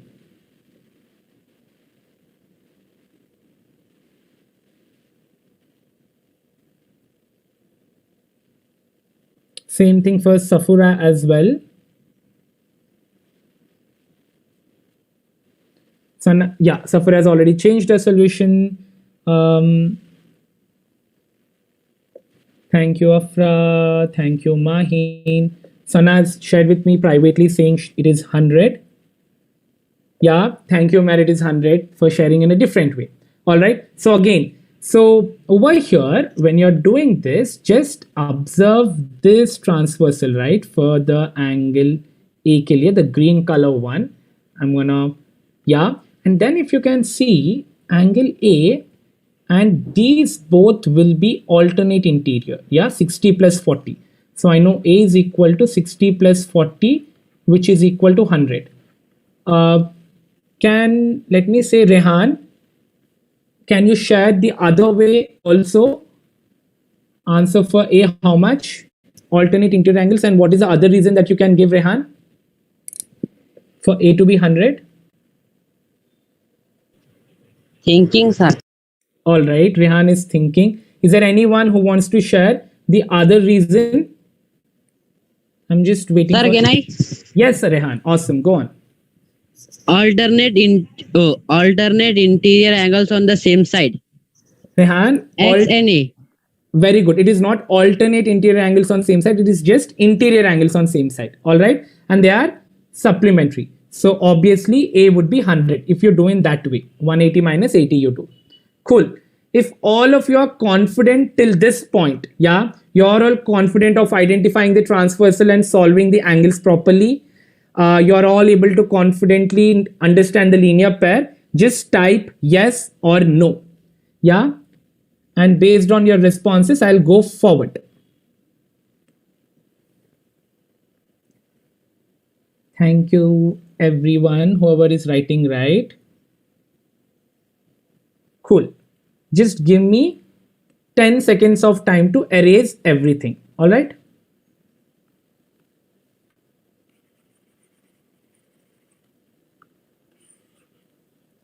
Just a moment.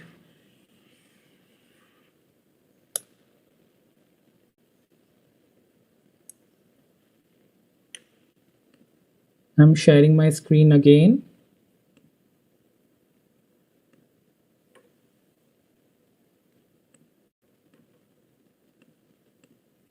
All right. So now we are going to do one question. All right. Using the ideas which I have just given to you all. Yeah. And this is the one. All right. 1 second. Let me put it in front of you. Afra, can you very quickly tell me, is the screen visible to you properly? Yes or no? Yes. Yeah. Thank you so much, Afra. All right. Cool. Now, so the question is, A and B lines are there in front of you, right? So they are parallel lines. Yeah. I'm going to just give you A is parallel to B. And all of you need to find out, obviously, the variables of X, Y, and Z.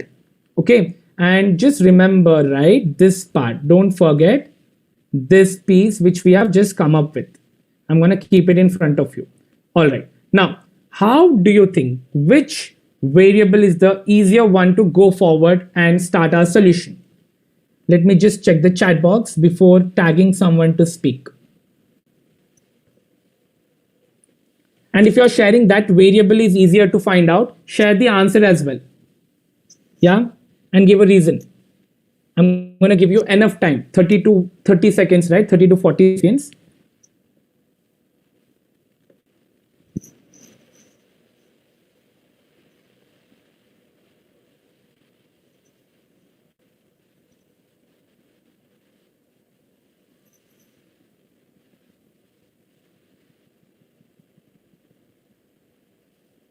I'm just reading out few responses as well.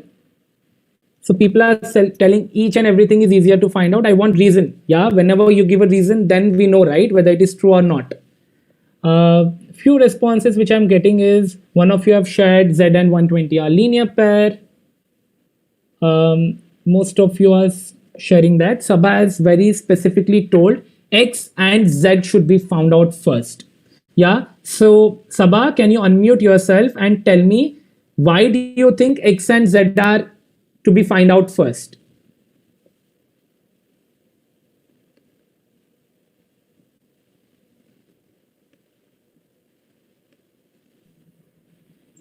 Because 120 plus Z should be 180 and they are also linear pairs. All right. So one equation I've written. And why do you, and how about X also? You shared about X as well. If we get Z, we'll get X easier. How do you think we can get the solution for X? I think 50 degree is alternate, right? No. You're going correct. You're going correct. So what do you think X and 50 are? Alternate interior. And do you think what is the relationship between alternate interior angles? Equal or supplementary? Supplementary. I'll share with you this one. Now tell me. Supplementary. Alternate interior angle. Second one, Sabha. Equal. Yeah. So I know it is sometimes very difficult to just know, right? And like remember everything, but that's absolutely fine. But how you are seeing it as well. Yeah. Can we all give a very big applause to Sabha as well? Like she came out of mute, shared everything that she was thinking. Yeah. Can we first do that? Good job, Sabha.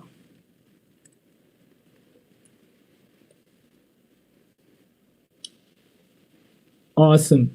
So the first part was very clear, like how Sabha was sharing 120 plus Z is equal to 180 because they are linear pair.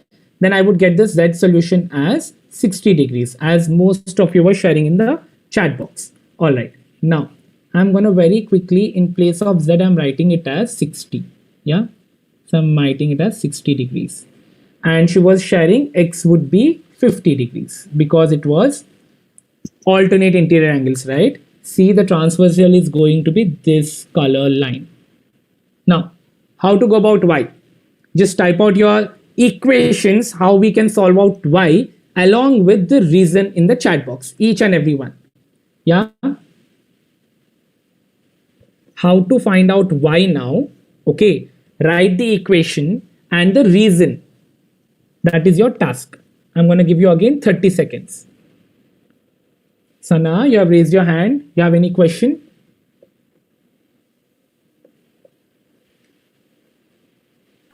No, bhaiya, I just wanted to answer this question. Absolutely. I'll give you that chance. Okay. Let everyone finish that in the chat box. Then we'll come forward.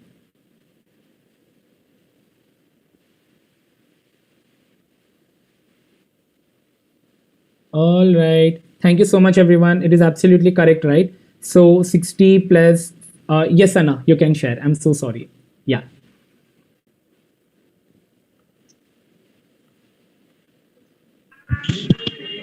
So 60 plus Y plus 50 equal to 180 degrees. Awesome. And the reason for it is? Supplementary. Supplementary, or there is another reason. It is not supplementary. And the angles and the triangle, sum of the angles in a triangle is 180 degree. Awesome. Yeah, all of you can share your responses there. Cool. Now, so coming to our next task, right? All of you give yourself a very big applause. You have been doing some fantastic job. I really like it. Yeah. Now, what I want is each one of you now will be entering into your breakout rooms. Yeah. You know, I've shared 2 questions in your WhatsApp group, right? If you all have seen those 2 questions in your WhatsApp group, type yes or no in the chat box.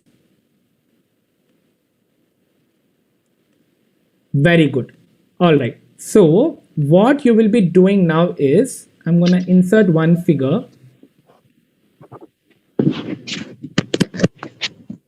All right.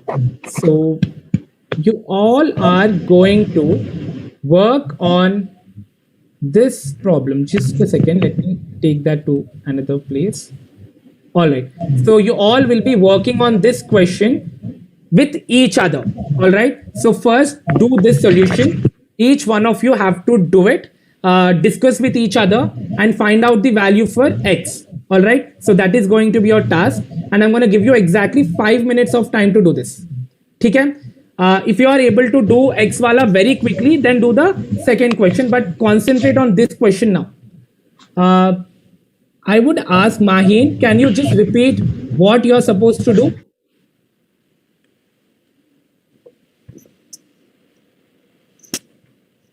Bhaiya, we need to go into breakout rooms and we have to discuss this question and solve this problem and find the X and discuss with the group members. That's it. Fantastic. Thank you so much, Maheen. That was pretty clear. All right. Now I'm sending you to your breakout rooms.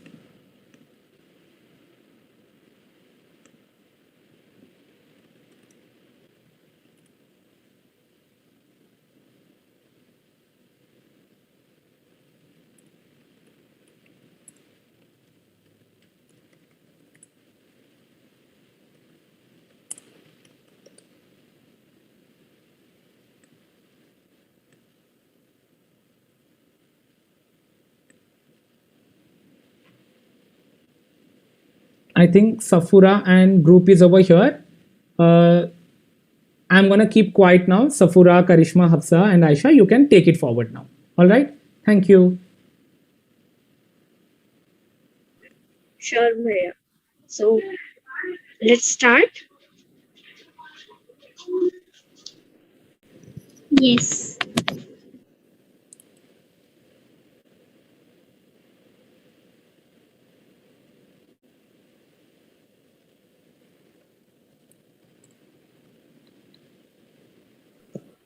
Okay, guys, so let's start. So what I think is we need to make one transversal so that we can understand the question properly.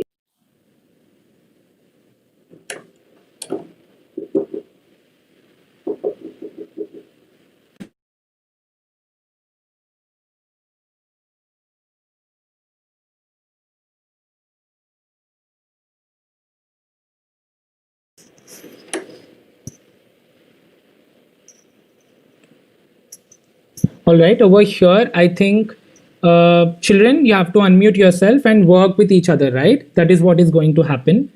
Karishma, can you come out of mute once? Yes, Bhaiya. Yeah.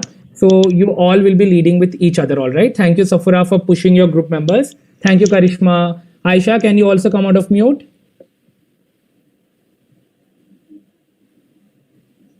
Yeah, Bhaiya.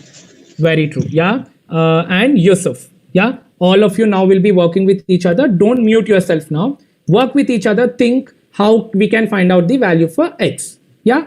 Thank you.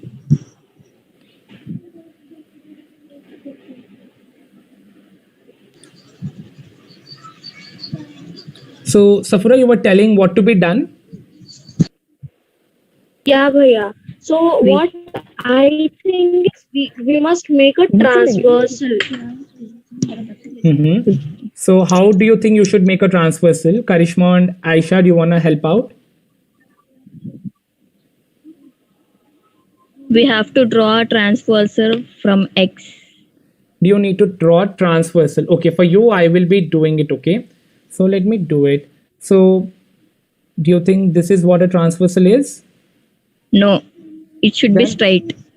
So, all right, let me do it again. Okay.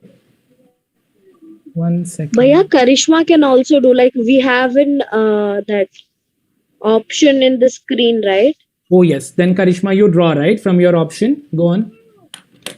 Yeah. So let us see from her what she is trying to say.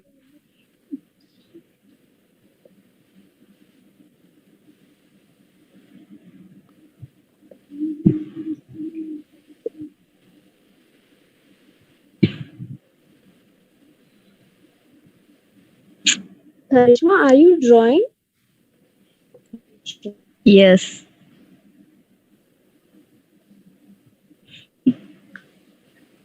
So Aisha and Amreen, you also can think Aisha, Amreen, Hafsa, we can also actually check out the another solution for this question.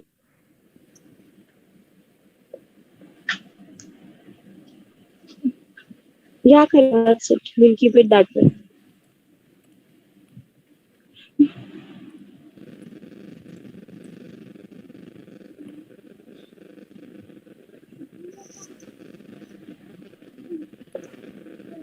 Karishma, I have a doubt actually. What will happen if we just draw the transversal? Like, I'm a bit confused what to do right now. We have to draw a transversal and name A and B. Okay, so you're basically trying to say instead of X, we will write A and B, right? Yes. Okay. Hafsa, Aisha, do you have another idea? Anyone? Yusuf, yeah, Yusuf, you're also here.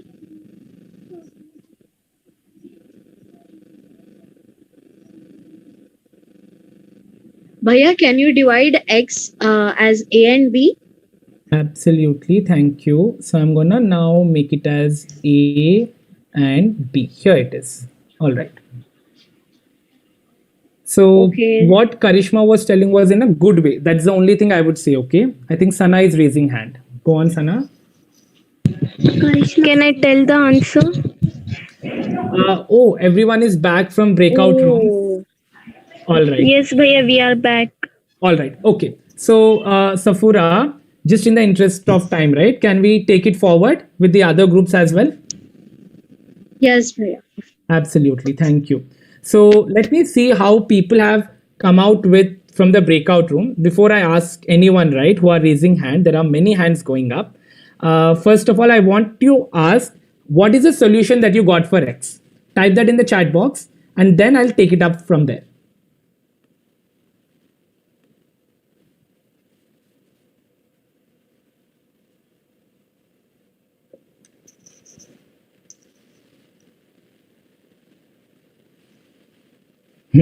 That's okay, Umer. It was a very tricky one which I gave you. But once your teammates tell you the solution, you will just get it how simple it was. Okay. But good job for trying.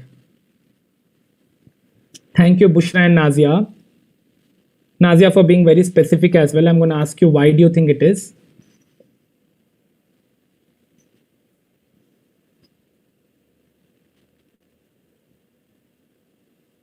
Okay, Sana is being very specific as well. What is A?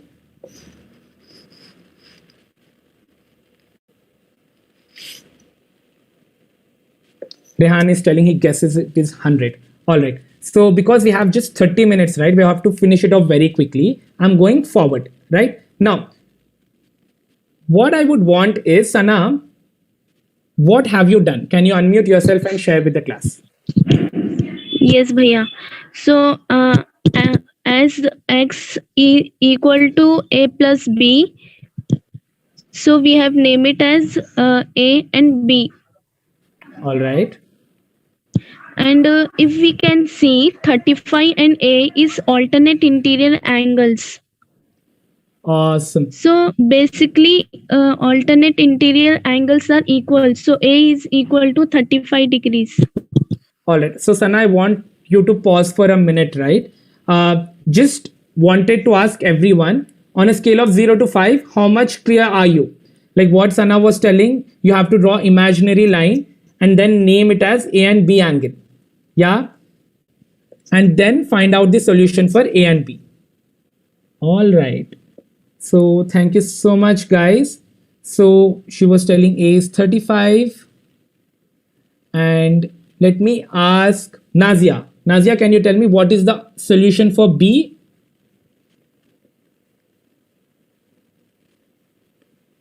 Bhaiya, B is equals to 65 Bhaiya. Why 65 again? Because they are alternate external angle. Alternate interior angles. Awesome. Yeah. Go on. तो दोनों को plus करें तो we got 100. Awesome. X is equal to 35 plus 65, which is 100. Thank you so much, everyone. Till the meantime, I'm going to stop sharing everything. All of you, type the feedback in the chat box, okay, before ending this class. So what I want is, on a scale of 0 to 5, rate the class and share one thing that you really liked, one thing that you want to happen as well. Okay? I want each one of you to do in the chat box.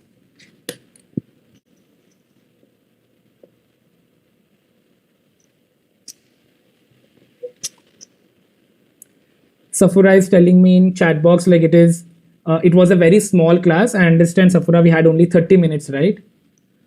Afsha is telling 5 and she understood. Thank you. Thank you, Aziz and Sania Sultan as well for the compliments as well. I really like it. Guys, thank you, Nazia. Like what she was telling is she wants everyone to come out of mute and speak. Yeah, we're going to work on it. Absolutely. Thank you, Yusuf. Sabah as well. Sabah is telling the value as well, which you have shown, a teamwork. All right. I think in the interest of time, if you are still writing anything, you can share in our WhatsApp group as well. before leaving the class, I would want each one of you to unmute yourself and speak to each other, sharing bye everyone. Like you all can do that. Yeah. On a count of 5, 4, 3, 2, 1. Thank you. Bye bye. Bye everyone. Bye everyone. Bye everyone. Bye. All right. That was fantastic. Thank you so much, each one of you. Sayonara. Bye, Aziz. Sayonara. Bye everyone. Take थोड़ी care. देर पढ़ाना था बोलो sir थोड़ी देर और पढ़ा sir I'll do it. Razak and Arjun. We will again meet after this class. बस is done, जल्दी चले जा रहे हैं okay? सब Yes. Bye bye, Arjun. Bye. Bye, guys. Yeah. bye sir Bye bye. Bye, sir. Bye, Yusuf. Yes, Afra, you're sailors and you rock. Yeah. Bye bye.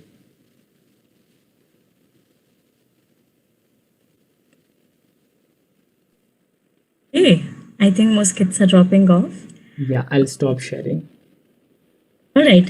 Thank you, Akshay. Akash. Thank you, Akash, for this amazing lesson. And thank you, kids, for engaging so beautifully. I think we'll just start off with our just processing and debriefing this lesson so that we can learn from it, right? So what I would love for you to start off is, Akash, if you can just broadly tell us the vision and outcomes that you're working with your kids and how this lesson relates to those outcomes. Yeah. So one of my biggest vision when I teach mathematics itself, like there is this assumption that mathematics is not fun, we don't understand. So I just want to break that. Yeah. And it comes out with a basic understanding which starts in a classroom. And there are many amazing concepts, right? You have to relate your life. So bringing forward, I work for specific themes like there should be an output, right? Like how children think. Yeah, at every moment, even if they don't get the concepts, if they don't have to remember, but are we able to push in each and every class? So I guess making sure they think critically is one of the vision I always work for. And specifically in this classroom also, it was same thing, right? Like just to push their understanding as much as I can, where they can work together and just come with things. I love mathematics, so yeah. And I could see your kids also love math, right? Like they were at the end asking, like, can we do more? And so if you think of this lesson, what did you see students say or do that suggested to you that kids are on track towards excellent learning? So how they were working, right? The enthusiasm that they were showing, like that's something that I really stood out for me in the class. Of course, one thing I would have also loved to have is just amount of time and giving them enough space to collaborate properly in the breakout rooms. I guess these were the two things which are popping into my head right now. Probably after some time I can reflect well. Yeah, I can also share some of the things that I thought was really strong from students, right? I loved how students were sharing gratitude and responding to each other on the chat. Even in the chat box, I saw many kids solve the questions, show their thinking and calculations, right? I also saw that you were able to use the pre-work that was coming from students to say, I think we need to solve this transversal first and then think of more difficult challenges. And I think one thing that I saw, which was really great was, Rehan, he stopped and said, I need more thinking time. And then, he said, I'm ready now, right? Can I share, right? So your kids are thinking in the lesson. So I could see critical thinking come alive really, really well from there. Okay. And so now if you think of this lesson some more, what might you change about this lesson if you have to do it again? What are, based on this lesson and experience, what would you like to focus on in your next lesson with the kids? So few things that I wanted to change would be like just the same thing, right? Like how well more collaboration would have been brought forward, like giving them enough time and pretty much simpler structure to work out with. And the second part is things were there in my head to bring out real life connection, but this is something like where they can use these concepts in their real life probably is going to my next objective, which I'm going to do with children. But seeing this, probably bringing that element as well would get more purpose from their side to love math and how we can apply it in our lives. So these would be the two things. Okay. One of the questions on the YouTube chat was around, when children are responding on the chat, how do you have a gauge whether all kids have understood? So could you share a little bit more on how do you keep a track of where each child's learning is, so that our audience can also learn from those practices? So one thing that I do is, like, probably after my sync classes, which we do in our Zoom, like if it is done, then I share with them the assessment part, like which is going to go in their WhatsApp group and which they will be taking on individually. And once I get the data from that part, it tells me very clearly like what is the mastery that I was able to achieve. And during the class time itself, like that's the reason why I focus more on the chat box, like because that gives me a gauge of how much each one of them are getting it, like giving them enough time to think, giving them enough time to respond is very essential. So just that wait time, I guess these are the two things which makes me just understand whether they are getting it or not. But yeah, I guess feedback as well is very essential, right? Like the responses that they share after the classes are done, especially in the online part, like how we are giving them feedback is many a times is a missing piece, but that is also very essential to be done on a very, very consistent basis. Yeah, I also thought when you had breakouts and you had small like groups of children to really learn and talk, right? They were beginning to ask each other. I think when Safura was doing the problem, I think one of them was like, actually, I'm not understanding. So you could see that they were giving feedback to each other as well. And if you give feedback, then that learning is enhanced. Okay. I think I'll come to my last question, which ties back to our first piece that you said, like you said, you're really passionate about maths, right? And you love maths. If you could share more about like, how do you think maths is going to help our kids, right? And you teach in CARES, you teach in Old City, I think, right? In Hyderabad. And so if you think to kids, how do you think math will help? And what are like daily structures or strategies that you use in your classroom throughout the day that's building that love for maths and its application? So basically, like when we talk about math, right, it is just about the logical reasoning and structures that are there. Like it's a framework where everything is true. If I'm just talking about board mass, right, like that is true among each and everything that children will be doing, right, whether be it exponents and everything. So I keep that connection part intact every time. So that gives children confidence, right? Like, yeah, this is applicable for everywhere, at least in the curriculum wise. Now, going out of that, it is very important that we connect, right? To be very honest, I think each and every topic can be connected to the daily life.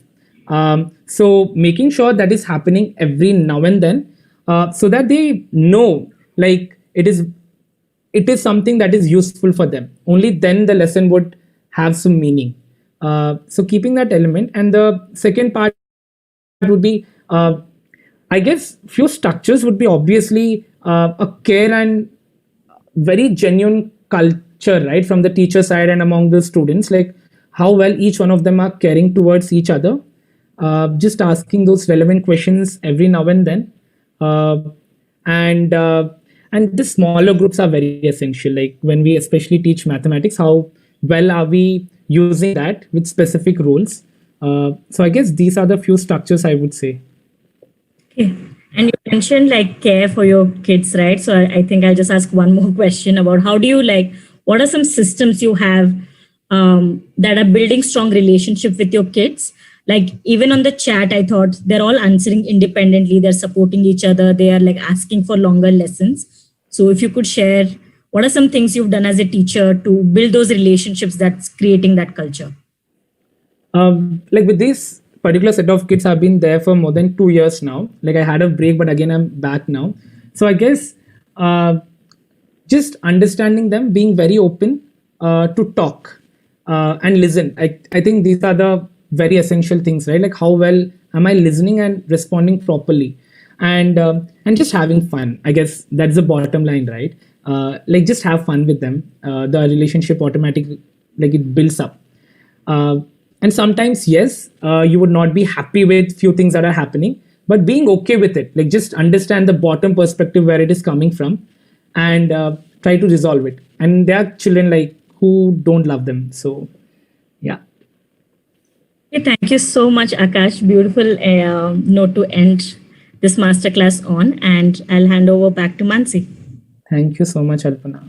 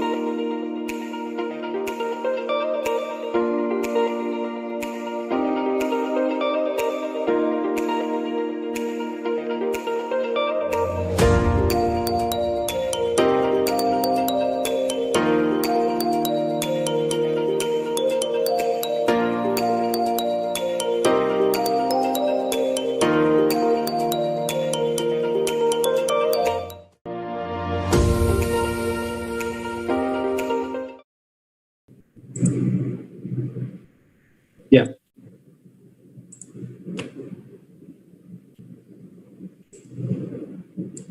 Hi everyone. I'm just quickly popping back in to show you something really exciting.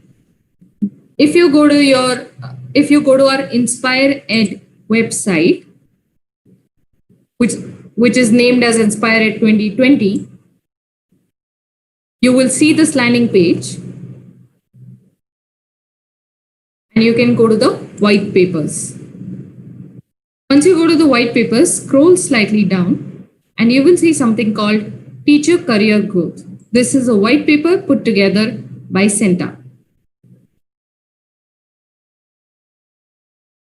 This particular page is full of white papers put together by people, and you can read them, understand teacher growth, all of it. Thank you so much.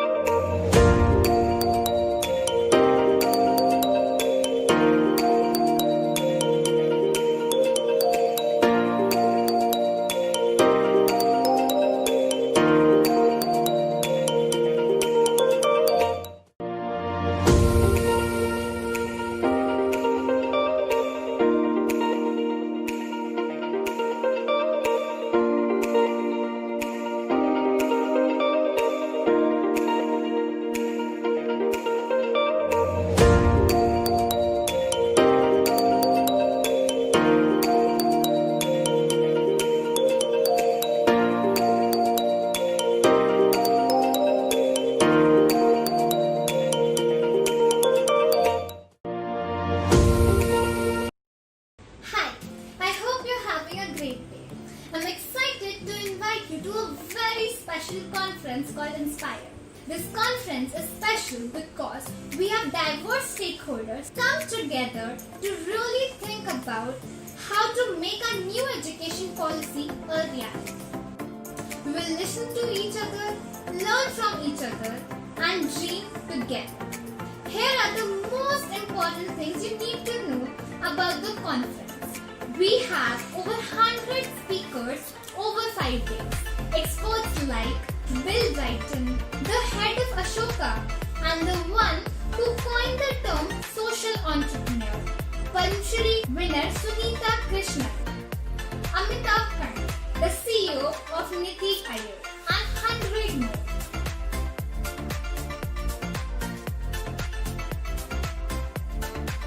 Sessions are in fun, engaging formats.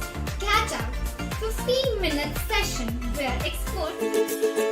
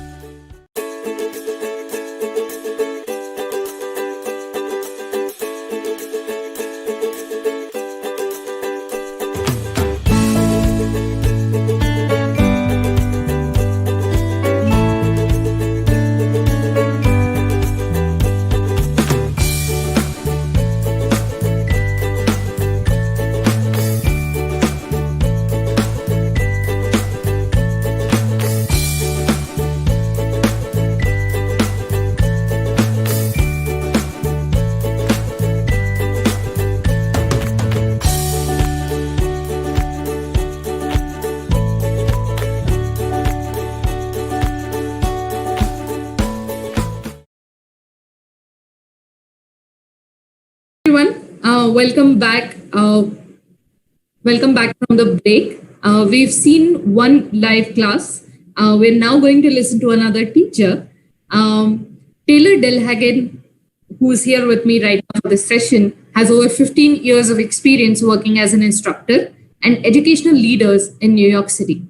He began his career with Teach for America before becoming the founding world history teacher at Achievement First, Brooklyn High. He's currently a professor of practice in history methods at the Relay Graduate School of Education.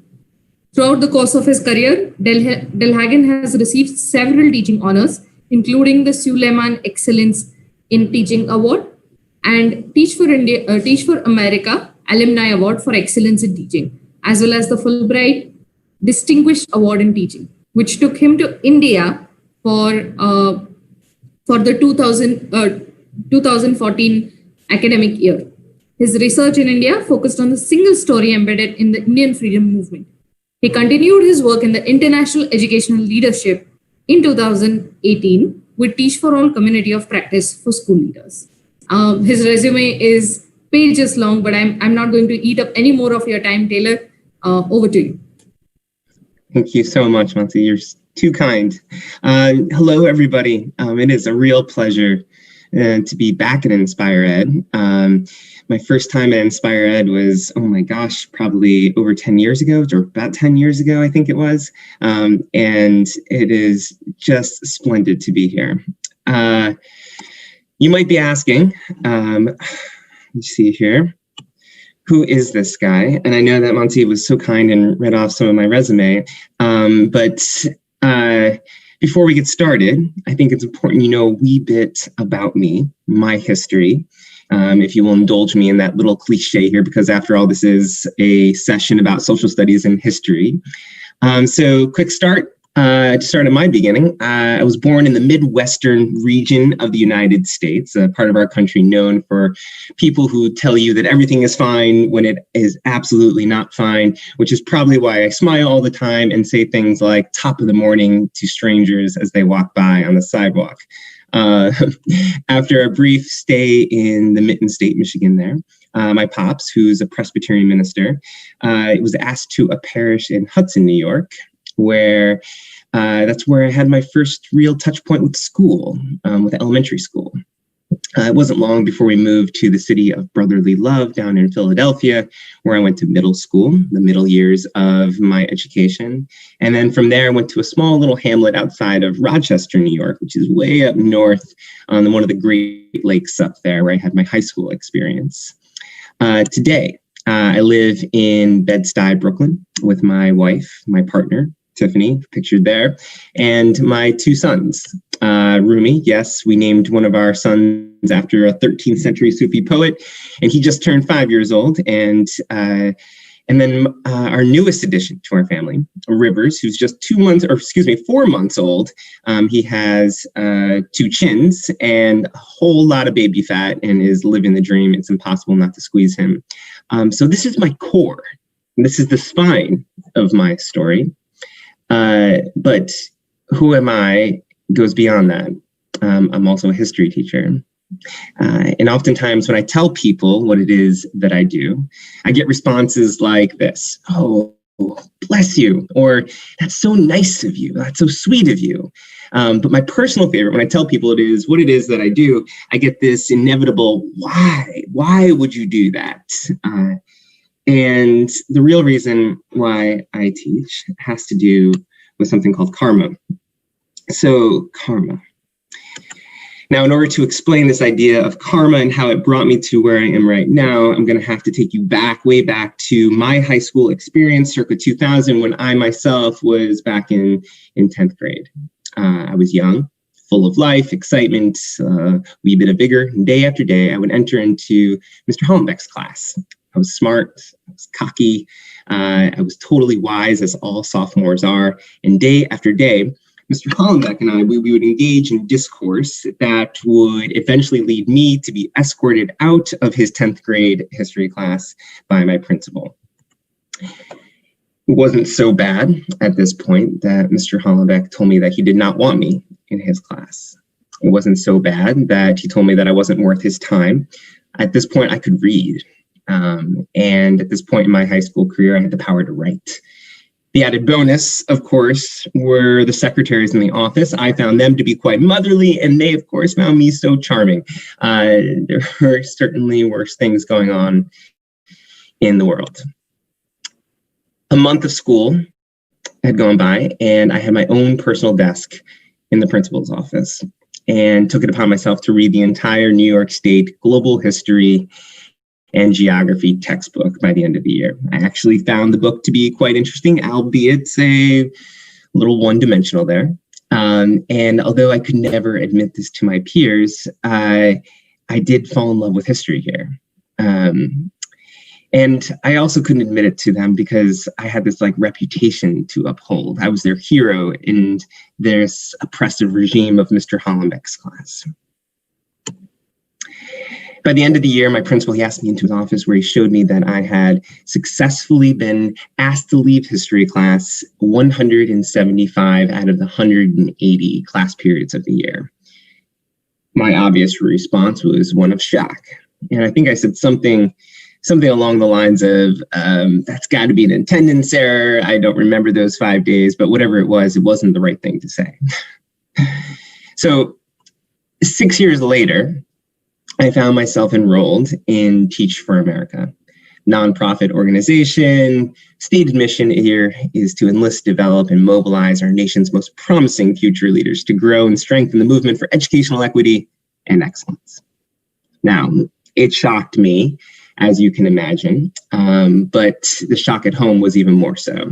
My small town buzzed with curiosity, and my former teachers, they smirked and they said things like, right, this guy, he'll get his. Even my parents, even my grandparents, even like my grandma right here, she even had this look on her face that was something around the lines of like, are you sure you want to do this? Are you sure this is a good idea? Remember, high school didn't go so well for you the first time. Why do you want to do this again? So, like all first-year teachers, my first couple of months were shaky at best. I was sick. I was tired. I was really, really, really tired and ready to do some soul searching. And by soul searching, I mean take a look at those law school applications that I had put off to the side. Maybe folks back at home, maybe they were right, is what I was feeling. You see, I was struggling. I was struggling with this student named Geddison. And Geddison, he appeared happy. He was fun to be around. Well liked by his peers, incredibly witty. He always spoke his mind. He always spoke his mind. When I gave too much homework, he would successfully let me know loud and clear. And he did so in such a way that the rest of the class loved him, and I felt that I had to remove him from class. I was now being painted as the oppressive regime. How did this happen? I want to listen. Geddison, I want to push you to hand in that paper. I don't want to push you out of the classroom. So, with a wee bit of regret, I started thinking of all the teachers that I had mistreated. The list was a wee bit longer than I had once given credit to, but Mr. Hollenbeck was, of course, first on that list. A little detective work. I tracked down his email address and shot him a message, and it read something akin to, "Dear Mr. Hollenbeck, this is your old student, Taylor Delhagen. I just wanted to tell you that I'm sorry for any blah, blah, blah. I know how hard you work now, yada, yada, yada. I have so much respect, so on and so forth," and a couple more self-righteous lines that I probably threw in there. And I said something along the lines of, "I'd love to hear any words of encouragement because I'm struggling." Lo and behold, I received a reply the next morning, and I anxiously opened up that email and found one line. Karma's a... And so it wasn't even capitalized, but it put me back in my seat. So made me ask, why do I teach? I teach because I want to hear Geddison's story. I teach because he has a story. I teach because I never want a student to feel as I did each day when I was removed from the class, the shame, the guilt that goes along with that. I teach because I believe in the greatness of the community in which I live and teach. I teach because education is the civil rights movement of our time. And of course I teach because, well, it's karma. So now what do I do with all this becomes the question. Well, a couple of years ago, Oprah Winfrey, at the Golden Globes Film Award in Los Angeles, she got up in front of a Hollywood, I don't know if anybody remembers this, a Hollywood infested with racial and gender discrimination, and said that the most important thing that we can do is speak our truth. And while I would never disagree with Miss Winfrey directly, I will say that in order to speak it, we need to know it deeply. We need to know our truth and be willing to listen to other people's story with the same ferocity that we tell our own. And for many of my students, I saw that this was exactly what was missing. You see, schools often teach one dominant narrative of history, and they neglect to incorporate a diversity of vital stories, and that leaves the classroom with this narrow scope of events and people. Take, for instance, the Admiral, Christopher Columbus. He's credited with daring the open waters of the Atlantic and discovering the Americas. We celebrate him. here in the United States with a day off of school that's coming up just next Monday. However, our schools, they neglect to tell how this, quote, discovery spurred the genocide of the Amerindians, the genocide. We neglect to tell the story of rape and pillage by which his men unleashed on the Caribbean. And then we have our blessed forefathers. We also celebrate them in New York City with a week off of school in February. We do that in a move that actually overshadows Black History Month and neglects to share the fact that many of these old white guys, that they were slave owners, and the ones who had the moral compass to oppose slavery,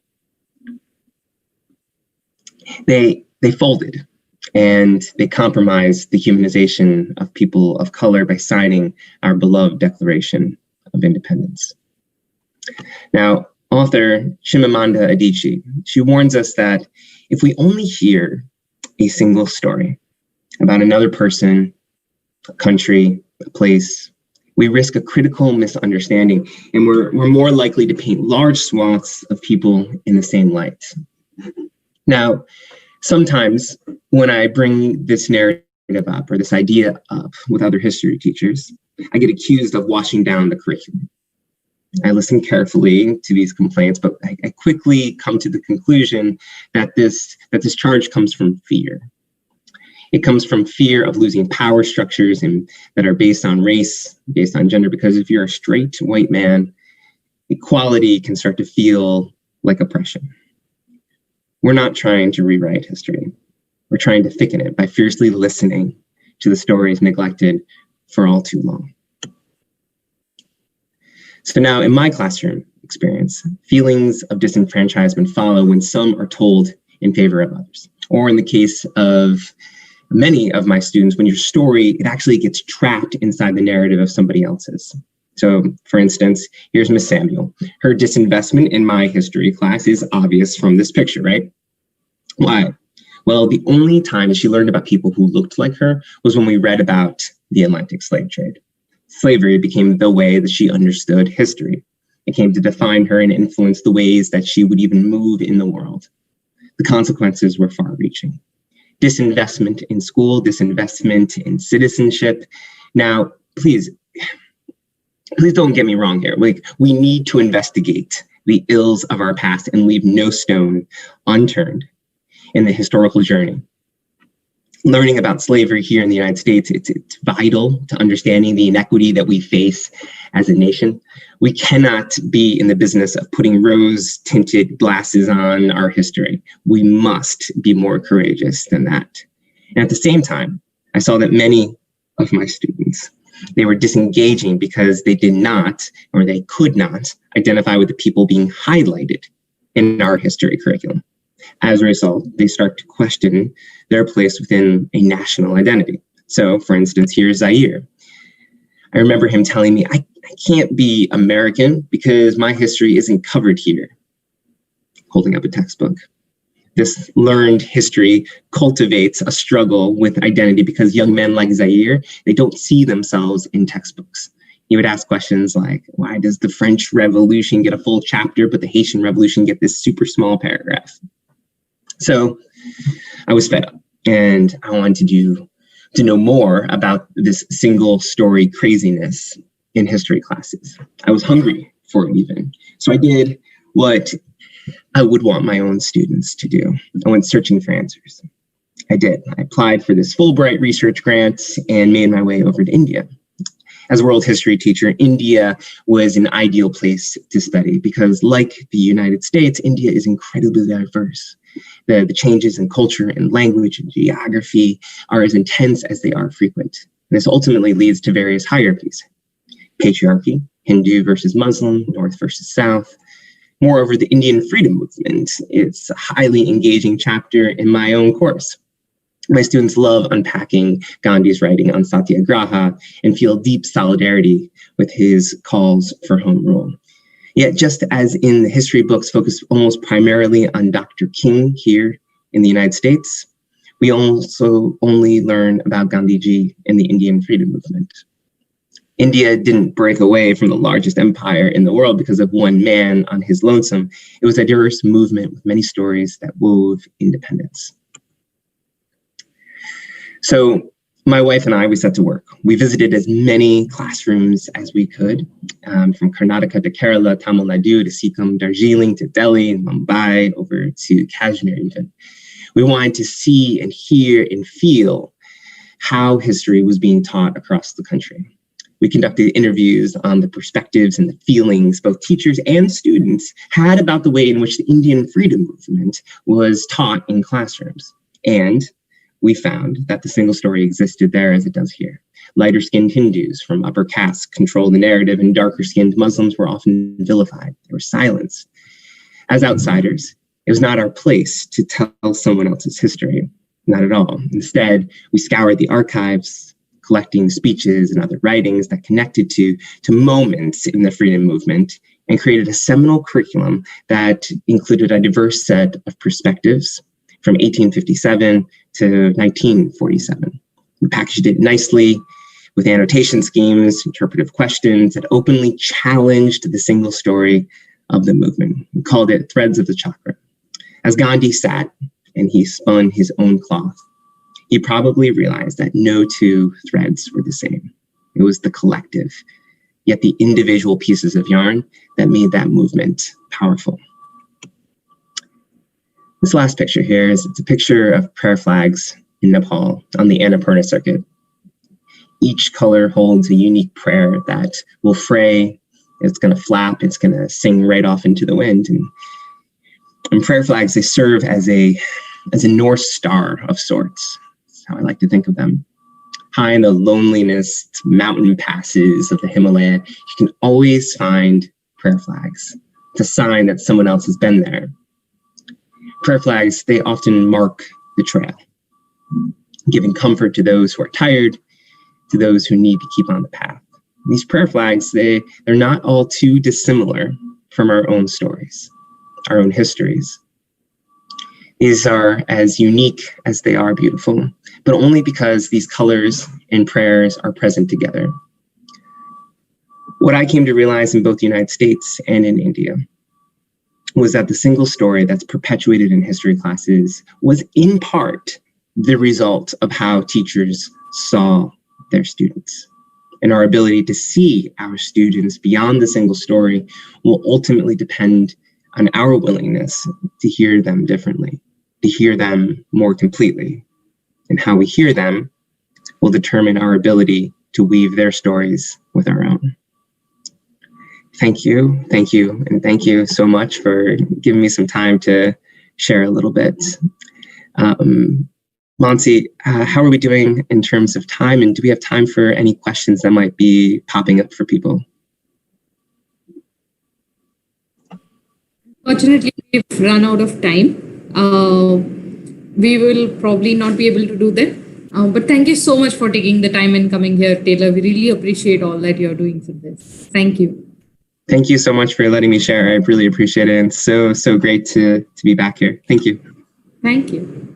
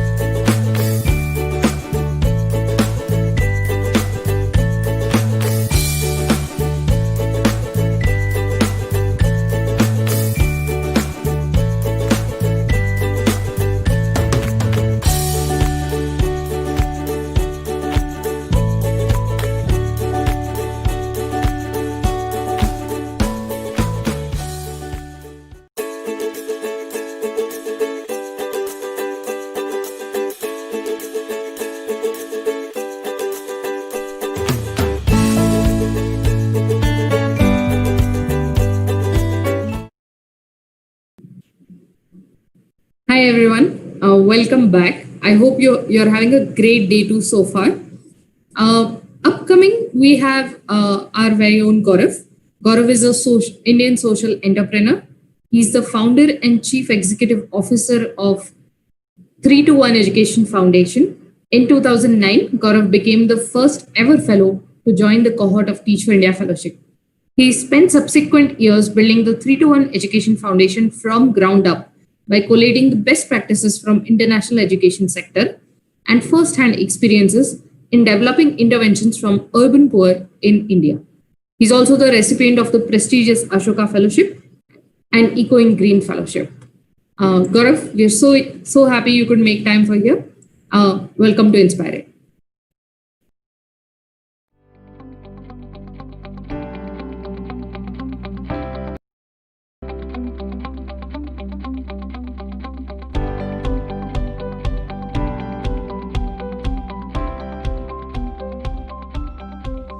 The pandemic completely disrupted the education sector. Every way that schools knew how to do education and function had to be completely rethought. It was very challenging for schools in the higher income brackets with many resources. It was incredibly challenging for some of the poorest schools, the schools that we work with and where most of India's children go. When we spoke with them, they told us that the existing solutions were not working for them. Their children and their teachers did not have devices and data to do Zoom classes every day, and many of the software and content did not work on their devices.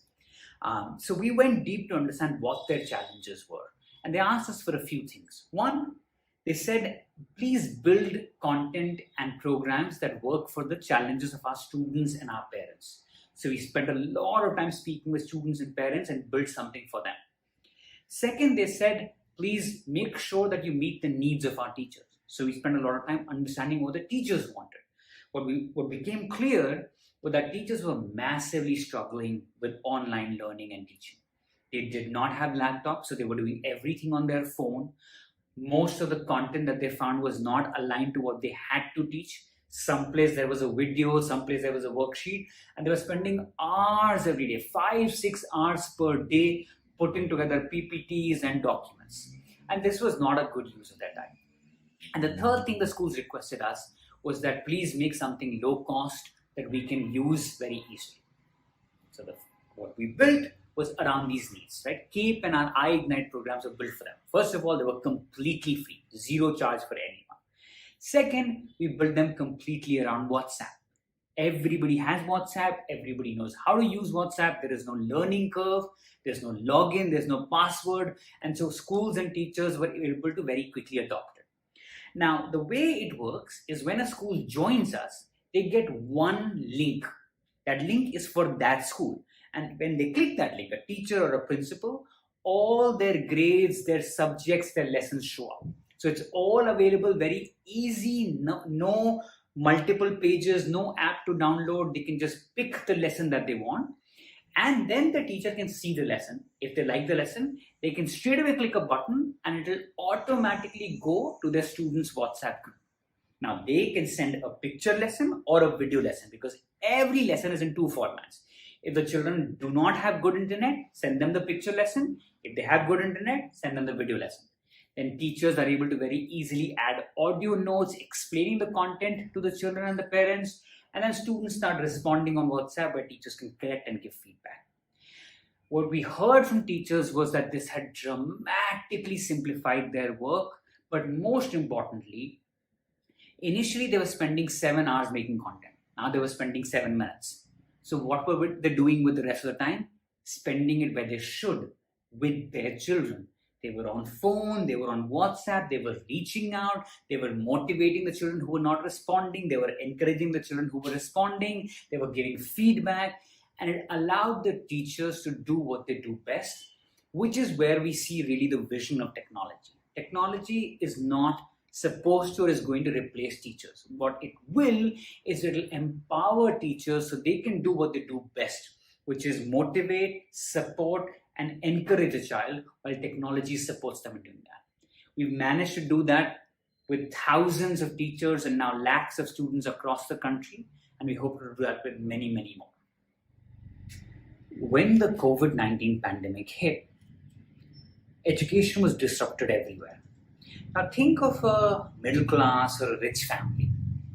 They have access to good devices, they have good internet connection, they have the softwares, learning resources, they have parents and teachers who can support. Yet if you hear the stories, they're often stories of struggle and how difficult everybody found. Now imagine this for a poor family, right, whose very existence is called into question, their income has been hit, there are so many life challenges that they faced. And so learning of their children became an even bigger problem. But when we spoke with hundreds of parents, students, educators, what became clear was that parents still wanted their children to learn and for their education to continue. And the children, they were desperate to get some kind of content. They, in multiple interviews, told us that we are bored, we are missing school, we are missing our friends, please send us something to engage us.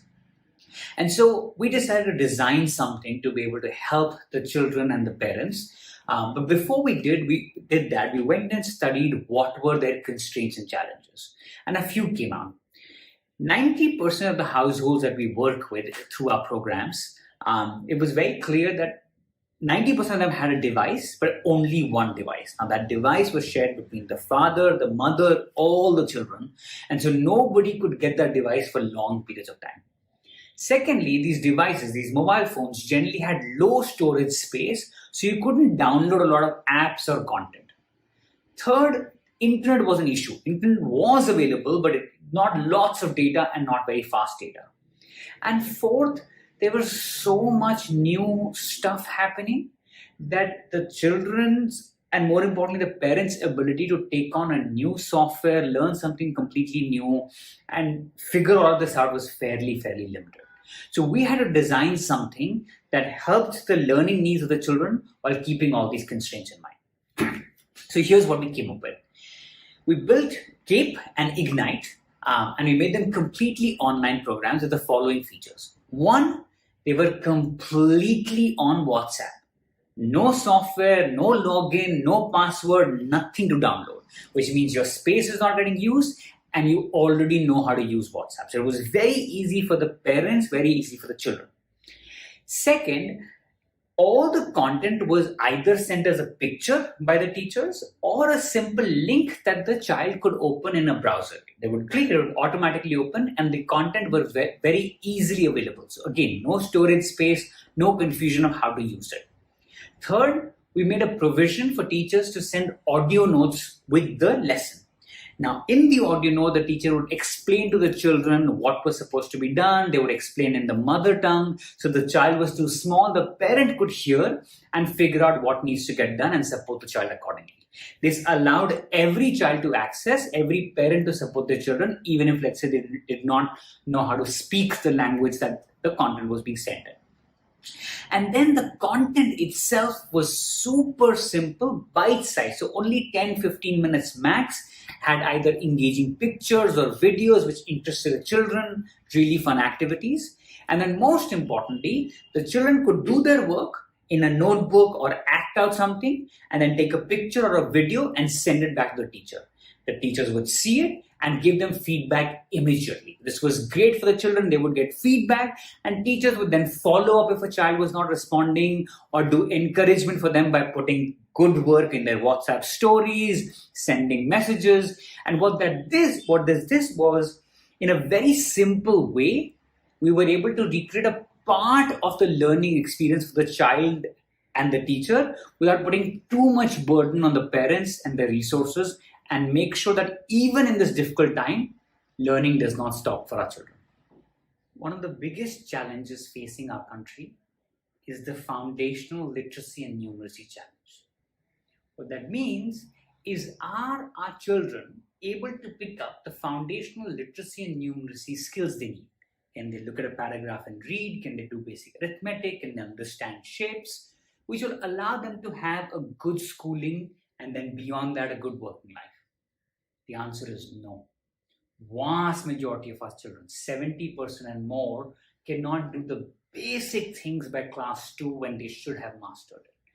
And over the grades, it does not improve. So this is a really big problem for our country, and it will have massive consequences over the next few decades.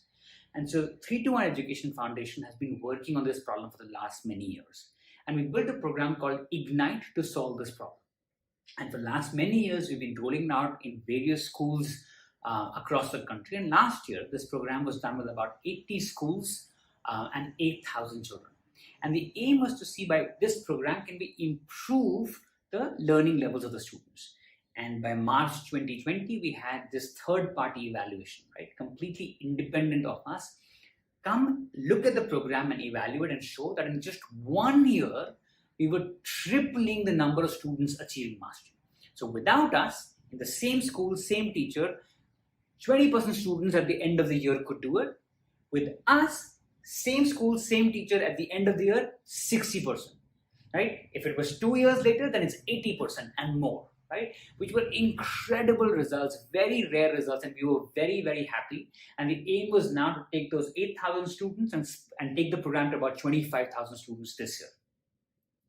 And then the pandemic hit. And everything had to change, right? Our program was completely in person. We went and trained the teachers. We observed them in their classes. We had physical books. Every single thing was called into question. And it was really, really hard because we'd worked for so many years to build a program that was working. We had evidence, validation that we were working, and now everything had to be rethought. But two things really sort of guided us. One was to see that if things had changed for us, they had changed even more drastically for our children, for our teachers, for our schools. And so we had to find a way because they had to find a way. And the second thing was that what we realized was that many of the principles of our program would still work in any context, but the practices had to change. How we were doing the program had to change. And so we kept the principles and we let go of the practices and reimagined our programs for the needs of our children, teachers, and schools. And that's where a completely new program called CAPE came from, and a completely reimagined version of Ignite called iIgnite came from. And that's actually given us many opportunities that we didn't have before. For example, earlier, all our work with teachers would be in person, one training, one coaching, but now we have many options. We have live sessions that we do for teachers. We have pre-recorded videos that they can access. We have manuals that allow them to use the content. We have peer groups that we've set up. We have WhatsApp chats happening. So we've actually managed to increase the options available for teachers to get the support they need at the right time. And we're able to reach so many more teachers. And so a lot of this optionality has come that was not there before. Same with students, right? We had physical books, but now we have so much more. We have picture lessons, we have video lessons, we have multiple choice quizzes, we have games that students can play online, we have activities that they can go do at home. And a lot of these, we've managed to use the technology in a way that it still works for the child, but really add to what we had and possibilities have opened. In some ways, if you step back, as hard as it's been for us, and we were really at a point where we had worked for many years to build this program. We finally had the results that we wanted, and everything had to change. But what it's taught us is that if we keep the focus on the children, on the teachers, on the schools that we work with, and then we invent on their behalf, while making sure that we keep the principles but adapt the practices as needed, cool things can happen, right? We have managed to maintain similar learning levels in this very different environment. Now, last year, we were reaching 8,000 students, 80 schools, and we want to reach about 25,000 students this year. Well, this year, through these online formats, we've already reached 800 schools and 2.5 lakh students. So 10 times more of what we had thought. So it's really opened up possibilities for us. It's been incredibly challenging, but we found that as we focused on the principles, adapted new practices, and tried to serve our users best, we've managed to find new things. That's what has helped us, and hopefully some of this will help you.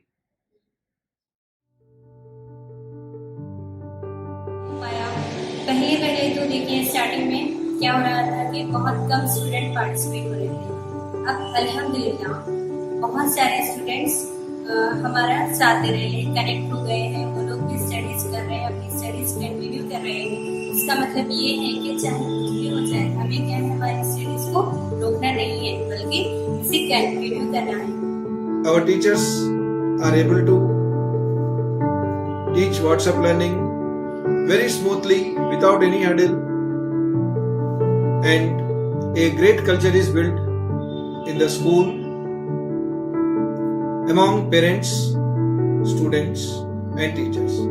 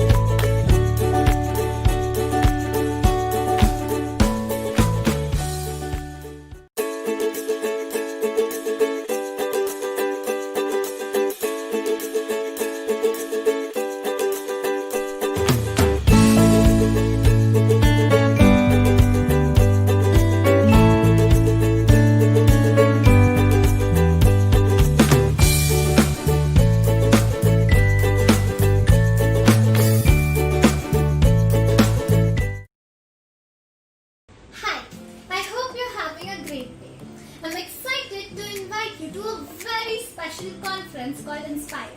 This conference is special because we have diverse stakeholders come together to really think about how to make our new education policy a reality. We will listen to each other, learn from each other, and dream together. Here are the most important things you need to know about the conference. We have over 100 speakers over 5 days. Experts like Bill Brighton, the head of Ashoka, and the one who coined the term social entrepreneur, Padma Shri winner Sunita Krishnan, Amitabh Kant, the CEO of Niti Aayog, and 100 more.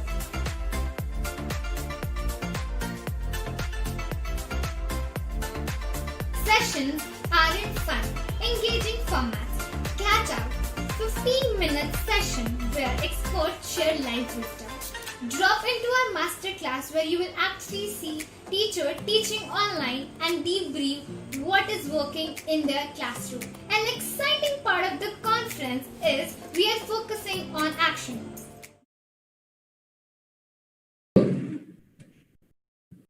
Hi everyone, welcome back.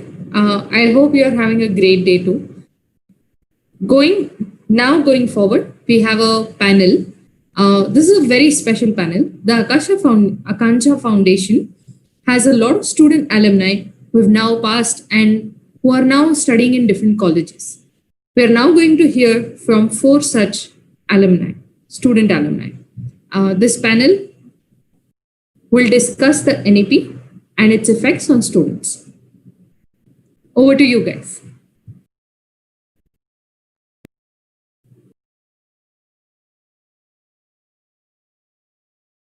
So, welcome everyone to the panel discussion on shifts in higher education from the perspective of students from disadvantaged backgrounds.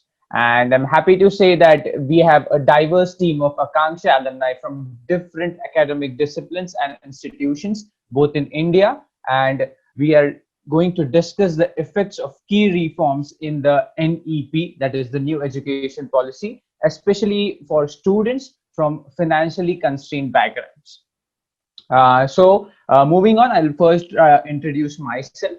Hello, everyone. I'm Kushagra Sathe. I'm currently working with the Akanksha Foundation in the alumni department as an associate. I'm an alumnus of the first school of the Akanksha Foundation, that is the KC Thakre Vidyaniketan School. I recently completed my graduation in Bachelor of Arts with specialization in English literature. So here's what we are going to do, guys, for all you panelists. There's the first question that we have, that if you are going to go back to your higher education, when the NEP is applicable, what are the shifts from the NEP that you would really like to have in your higher education? So that is the bit. So first you'll give an intro of yourself and then you will try and answer the question. So moving on, I'll start with my answers first. The first thing that I would like to say is that really excited me during the reading of the NEP was the multidisciplinary approach. The aspect straight away comes to my mind because when I was studying, the concept of colleges such as the UWC, the Azim Premji, the Ashoka University really excites me because it helps the students a lot of freedom to choose from the different subjects that they have. Maybe like imagine having a physics with a literature or a chemistry with computer languages. It is something very cool that we can learn and we can explore different fields rather than having the rigid structure. So that is one approach that I would really would have liked to had from the NEP. Second is the emphasis on the research part that the NEP has given this time. I would really say, like, be honest, I spent 3 years in my graduation, and when I look back, I see the knowledge part being very low. So I'm someone who would like to research a lot going forward, and that is something I would say the NEP is really focused on, and is going to be very important because it is a good thing going away from the rigid curriculum that we have. And the third thing I would like to third and the last thing is the moving on from the outdated curriculum. Again, taking example of my own self, when I enrolled into getting a degree in English literature, I felt that I would learn a lot of focus on how to write different stuff, how to explore the different ways of writing, how to write according to different styles of English literature, the evolution of the language. But that was something that didn't happen at all. I would just mark up things and write into my answer sheets. So that is something the curriculum will really help. So yeah, that was from my side. I would now request Swapnil to go ahead and introduce himself and answer this question for us. Thank you. Hi, thanks Kushagra for having me on this panel. I am Swapnil. I am currently working as a software engineer at Walmart Global Tech Services. I recently completed my BTech degree from National Institute of Technology, Karnataka, Surathkal, NITK. And I am an Akanksha alumnus, and I was part of the Akanksha centers that was started by Akanksha, the very first centers. So the key aspects to talk about NEP are the focus on vocational courses. So vocational courses, as I have been in college and 11th, 12th, have been very important in building great importance to on-site experience. So I think if I was I was in college when NEP was introduced, NEP would have been in place, I would have loved to take vocational courses such as photography, electrical maintenance. These courses would have got me on-site experience, which I would have personally loved to have. The second most important point I thought of NEP was about the multidisciplinary approach.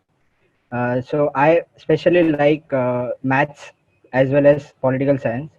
So as I was more focused towards maths, so I chose to pursue engineering. But I would have also loved to pursue a minor or some other course in political science. So if NEP was implemented, it was in place when I was taking education, my higher education, I would have loved to take political science as my minor subject. So these are the two things that I would have loved to take during my higher education. Well, thank you, Swapnil. Thanks a lot for sharing your views. Moving on, Runal, can you please share your views as well? Hello, everyone. Thank you for having me on this panel. I am Runal Khadge. I am also an alumnus of Akanksha's first school, KC Thakre Vidyaniketan School, and I completed grade 11 and 12 in the United World College in Singapore, and I'm currently an undergraduate student at the Bennington College in Vermont in the United States. And in the past, I have been an active debater, speaker, and participant at inter-school debate competitions and at the Model United Nations Conference. I'm also a performer. I love to dance. I'm also a choreographer. I am the leader and the founder of Dance It Out Dance Club at my college here. And in the past, I've also led the International Student Committee here in Bennington. And currently, I am the museum assistant at the Robert Frost Museum, again in Bennington.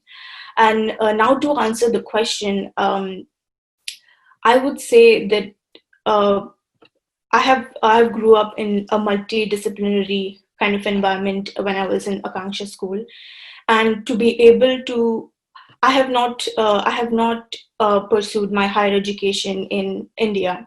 So if I were to go back, I would say to be able to learn in a multidisciplinary environment on a bigger scale under NEP would be an enriching experience, because I think coming from quite a disadvantaged socioeconomic background myself, learning through NEP would lessen the pressure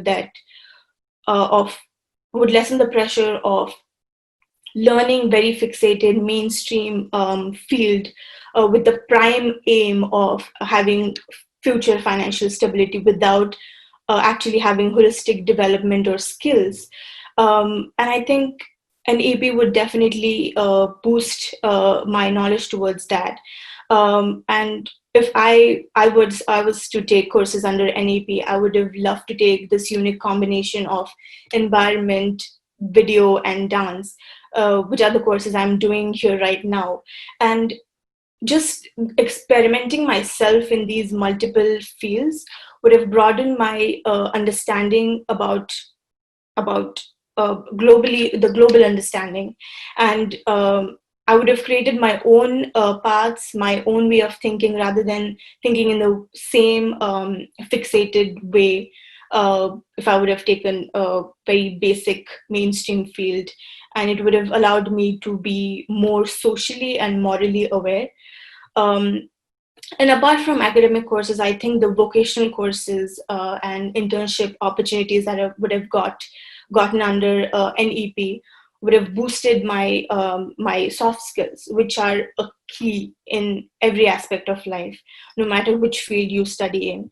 And just this freedom and the opportunity of experimenting with myself and exploring myself would have maintained the curiosity and creativity inside of me, just like when we were kids in kindergarten or primary schools. We were given the freedom and had the opportunity, and we were inquisitive about things. So I think an NEP would definitely bring more such opportunities if I were to pursue education, higher education in India. And secondly, I would say the efficiency of resources and faculty that NEP promises is again a key. because I think the approach of faculty and the quality of faculty really determines students' approach towards students' approach towards studies. And I think to have a resource, a fruitful resource to rely on is a key, which I think is lacking in the Indian education system, because students don't have the resource that they need. And I think an EP will be promising that. So I think that would definitely boost my confidence in what I'm learning, and I would make better and clearer decisions. And lastly, I would say the criterion-based grading system is commendable, because I would focus on the areas of improvement, my areas of improvement, rather than getting stuck up in the grading system, the numbers and the percentage. I think that's a better way of knowing and finding my own potentials. And just this uplifting environment that an EP would create would make it less of a rat race for me and more of a learning process. And I think that is important to have this skill-based knowledge for a longer run than just focusing on knowledge-based learning. Thanks a lot, Prunal, for that amazing sharing experience. So lastly, coming to Namrata, you can go ahead. Hi, everyone. I'm really glad to be on this panel. And so I studied in an Akanksha school in Pune.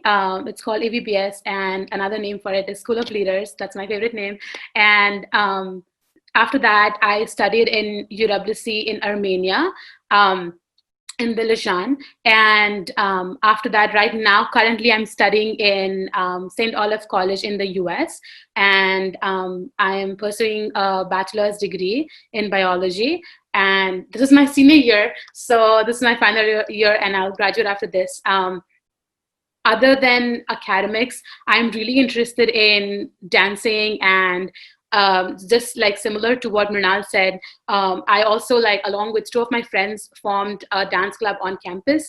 It was a Bollywood dance club, and right now I'm very interested in learning piano and ukulele, so I'm thinking of buying one.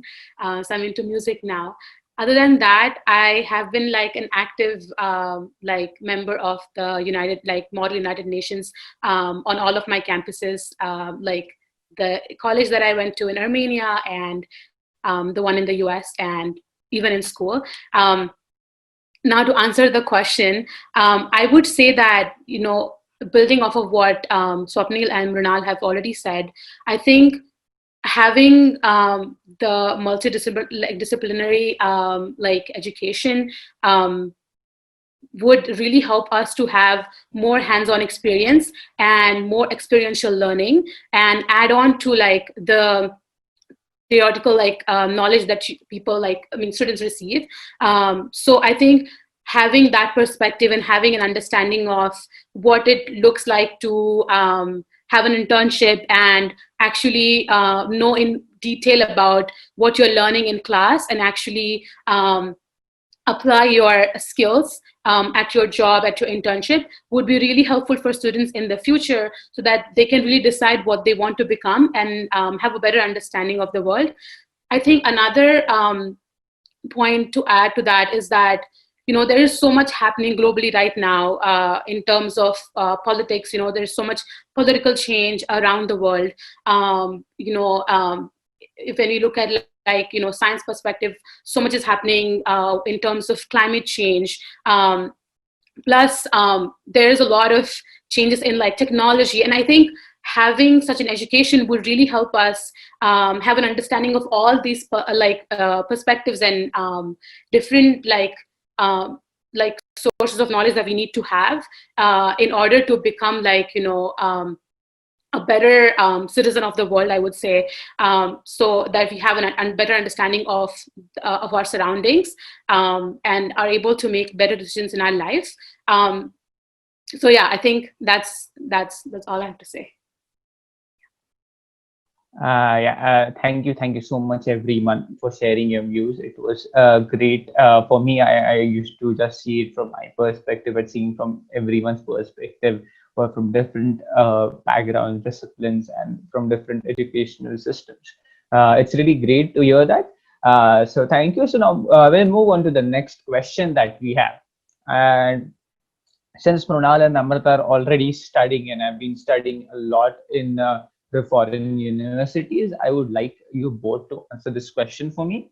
So yeah, the question goes, will establishing campuses of foreign universities further the inequity in the higher education in India? So that is the question. I would request Mrunal to answer this first. Yeah, sure. I think, in my opinion, there is no definite answer to this. I for sure have pursued my education through a foreign university, and I've also my first step towards a higher education of foreign university was through United World College Mahindra, which is in Pod. Um, and many of other Akanksha alumni have also studied there and are now studying in the US. And I feel like establishing campuses of foreign universities might make, I mean, in my personal experience, make people think that the education, that level of education is the ideal one or the more superior one. And most of the students who pursue their education through foreign universities tend to learn internationally and study abroad, and then eventually learn and use their potential outside India. But then, on the other hand, such foreign universities and campuses give students, especially students from disadvantaged socioeconomic background, a chance to gain global knowledge and global perspective, um, which increases their potential, and also it gives them the opportunity to use that potential for the betterment of their work in India. And I would say, that is the thing that is included in NEP of establishing India as a global study destination and increasing the interaction with global institutions can, I think, help normalize the establishment of foreign university campuses in India, and hence lessen the comparison or the inequity between higher education in Indian universities and foreign universities. Well, thank you. Namrata, you can go ahead with your answer. Namrata, you can go ahead with your answer. Yeah, I think that establishing such institutions would be helpful, but I think in a way it would further the inequity because of the financial status of a lot of students. For a lot of students, if they're coming from low-income families and they're not able to pay for this incredible education that will be out there, but will be really expensive. I think it would be really difficult for some students to pay off the tuition for such education. And even though the NEP mentions that there will be continuous financial support for students, it is even then difficult to ensure that all the students that have registered to be in school and for, let's say, a 4-year program for bachelor's degree, that they continue their education, because if there is a sudden lack of tuition, they might have to drop out. And then I think there is that concern. I think another thing that I was thinking about was, if we were to implement this plan, it will take a couple of years. And I think to establish these programs into the education system that we already have, of having a bachelor's degree and then a master's degree, the way the NEP puts it down, I think it would create a big gap for India to produce the next set of professionals, let's say doctors, engineers, because people will need to get used to this type of education. And then a liberal arts education is what in a way the NEP is promoting, and that takes a longer time for students to become professionals in their like specific fields. So I think this gap that it would create would be problematic in a way, because yeah, it will take a longer time for us to produce, like for India to produce a set number of doctors or engineers or people from other professions that are needed to support the country in like different fields. Yeah. Thank you. I would like to say, when I look at this question on the prospect of furthering the inequity, I somewhere believe the inequity already exists in the Indian education system, even if we eliminate the foreign universities. We still deal in questions like, this is the top college or not? Are the students going to study well in this college? So that inequity is going to exist. But as I see this, the aspect of foreign university campuses in India, I see it as a three-way deal. Firstly, why are we talking about the NEP? It's about the students. Education is about the students. Students are the main stakeholders. So I somewhere believe students are definitely going to benefit from this prospect. One thing that is about the finances, of course, the education will be expensive, but one positive that I see out of it is, I guess Mrunal and Namrata will agree with me, that a lot of students might have the money to pay the college fees, the tuition fees of a particular foreign university, but they cannot afford the standard of living that the foreign country offers. And that is where a lot of restrictions do come in for a student, that even if I can pay the college fees, but I can't pay my rent, so my food, for my food, so I better study in India. So that is one aspect, I would say, of a three-way deal that the students are definitely going to benefit. Second part is, I love how the NP focuses a lot more on peer learning, not just in students, but among institutions as well. So it promotes that if a particular institution specializes in one subject, it would help the other to grow along with it. So for the HEIs, that is the higher education institutes in India, those who are budding institutes, budding universities, those who are really willing to learn and grow, this will be a great opportunity to learn with the experts. And since foreign universities are already expertise in the liberal way of the studying or the multidisciplinary way of studying, and where this is where India is trying to go, I would say this would really help. And also, the NEP states that it's trying to make the grading system of the foreign universities or the certification system of the foreign universities useful in India, so that there is nothing such as a difference between the systems, so that the students don't suffer even if they want to come back from abroad and quickly start their education in India. So that is the second aspect, where the universities is also going to benefit from it. The third way that I see, like, this is a very light or maybe a vague idea that I see, but still I would state that this would create a very healthy competition between the universities that already exists, and they would try to increase their standard of studying. And this is somewhere something that is going to help curb the commercialization of the education that the NEP also envisions to do.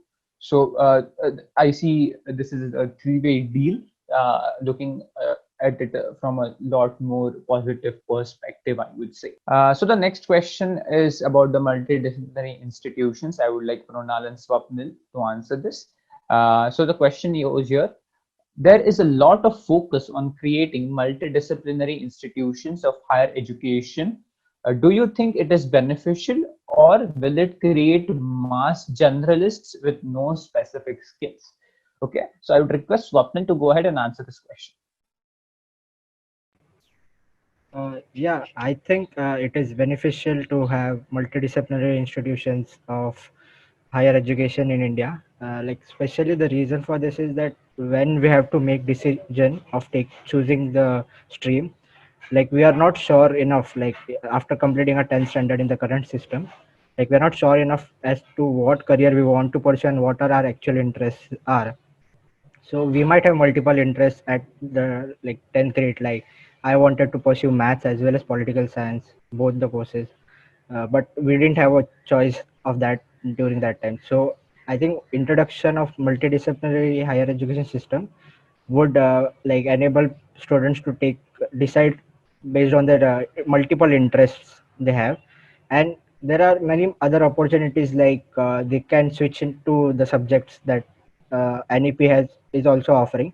So that is a really very point, really good point. And NEP, as it said, like multidisciplinary benefits are that a student, if he starts to pursue a course, and if in the between he thinks that yeah, the course is not really good for him, and he thinks of switching to a other subject, that is a really like in current situation, many students want to do that, because many students, after coming at a point, they think that yeah, this is not going in a good way, I think I should switch to a other subject which might be more interesting for me.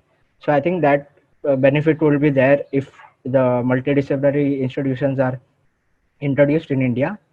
And like, with the introduction of multidisciplinary institutions, there is a more responsibility towards student side, because they have to be more responsible towards their decisions that they'll be making, because they have multiple choices now, and now they have to make better decisions. So students will be more responsible towards making decisions, and for that there should be a more better career guidance sessions for the students. Like nowadays we don't have enough career guidance sessions going on for the students to decide as to what actually can lead them to a certain goal, or what their interests are. We still have students who like drop out in higher education. The conversion ratio is very low, like from higher education, from school education to higher education system. So that is what something this multidisciplinary institutions might help in. So students can opt for multiple courses at the beginning, and then they can switch in between, and then they can change their subjects, and they can pursue multiple courses and multiple skills at the same time. The concern that you rose that about the skills, yeah, I agree that based on the current situation, like many Indian graduates don't have the enough skills to be employed in the multinational companies. So there is a concern that yeah, while pursuing multiple skills, there might be a you can't focus on one particular skill, and you can't enhance in or excel in that skill at such a level that you are employable in that particular field. So I think there the academic curriculum can be managed in such a way that there are more focus over the internships and practical experience, and a focus towards multidimensional learning that can help students be actually skilled enough to get employments in the multinational companies. So I think that is a concern that actually we government can work on, as well as students have to be more responsible towards their decisions during this benefit. Yeah, that's it. Thank you. Thanks a lot. Yeah. So I agree with most of what Swapnil said. So yeah, I'll first like Mrunal to share her views on this question.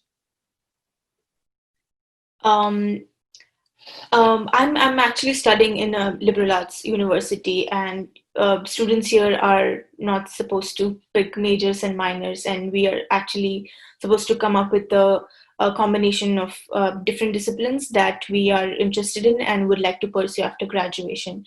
And in the beginning, I definitely enjoyed this freedom. In my first year, I enjoyed the freedom and experimenting and taking random courses to just check where my heart really goes. But then eventually, I started getting confused, and I was just kind of all over the place. I didn't have any precision. And I started questioning my choices and this way of learning. And there was a point where I thought that I would rather go back to studying the three mainstream fields of commerce, arts, and science to avoid this confusion. And it would be much easier, it would have been much easier for me then.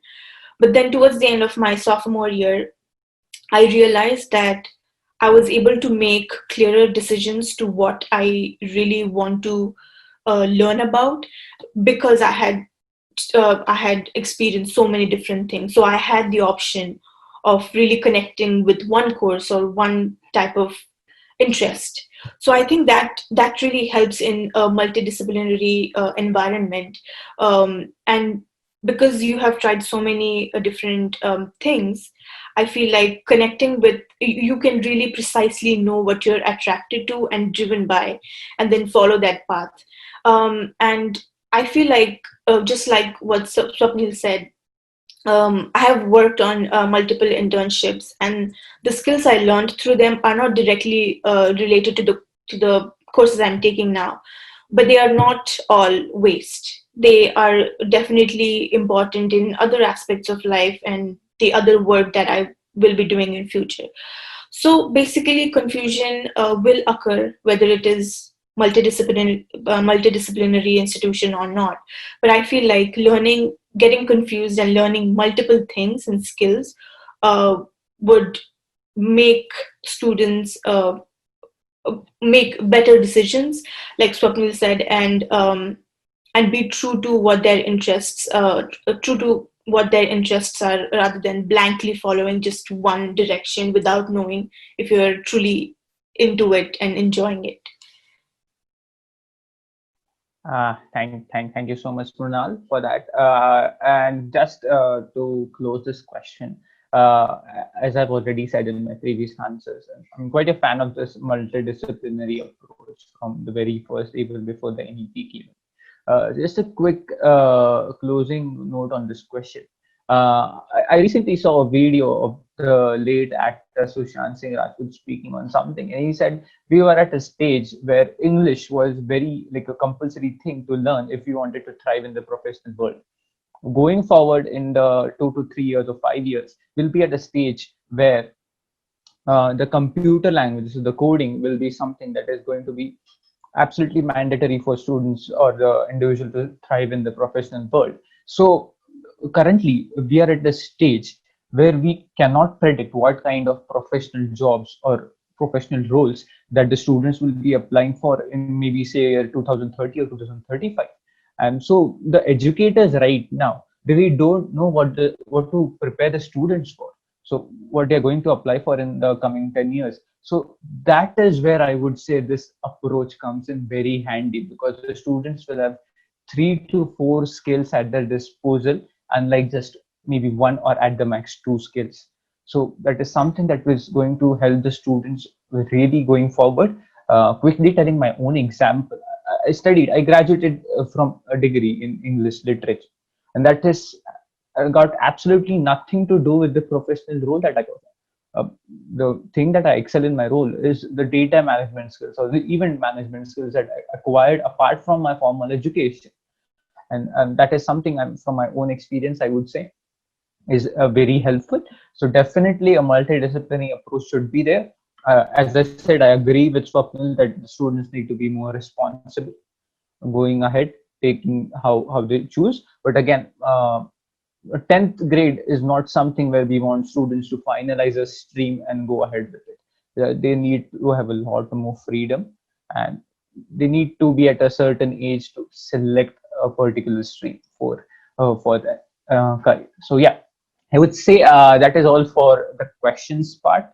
And I would say a big thank you to all our panelists today. It was really exciting to know the different views on NEP. I had a certain specified views, and I really wanted to discuss it with someone. And I'm glad that I had students from different backgrounds, as I said earlier as well, to discuss this with, to hear this view, hear the views. Of course, we have a limited time. Otherwise, we had many questions. I know you have a lot of views to share still. So yeah. Before we end this, we all have shared quite a bit positive views, I would say, on this new education policy. Before we end, just 2 questions for all you panelists and for all our audience out there. So the first question is, although the NEP looks quite impressive on paper, will it be implemented in the same manner? And if not, I feel it is going to lose out on the impact. So the first question is, will it be implemented the same way it is stated? And the second question that I feel personally is extremely important is the timeline of the NEP states that the objectives of the NEP will be fulfilled by the year 2030 or 2035. That is 10 to 15 years from now. Will all the aspects stated in the NEP, even if they are implemented perfectly, have relevance even after 10 to 15 years from now? And that is in a rapidly changing world right now. So those are the two questions that I would like to leave you with. The panelists, of course, maybe you can think more on those questions, and of course our audience. So yeah, that is all from us. A big thank you for all those who have taken efforts to organize this, and again a big thank you to all our panelists for being here.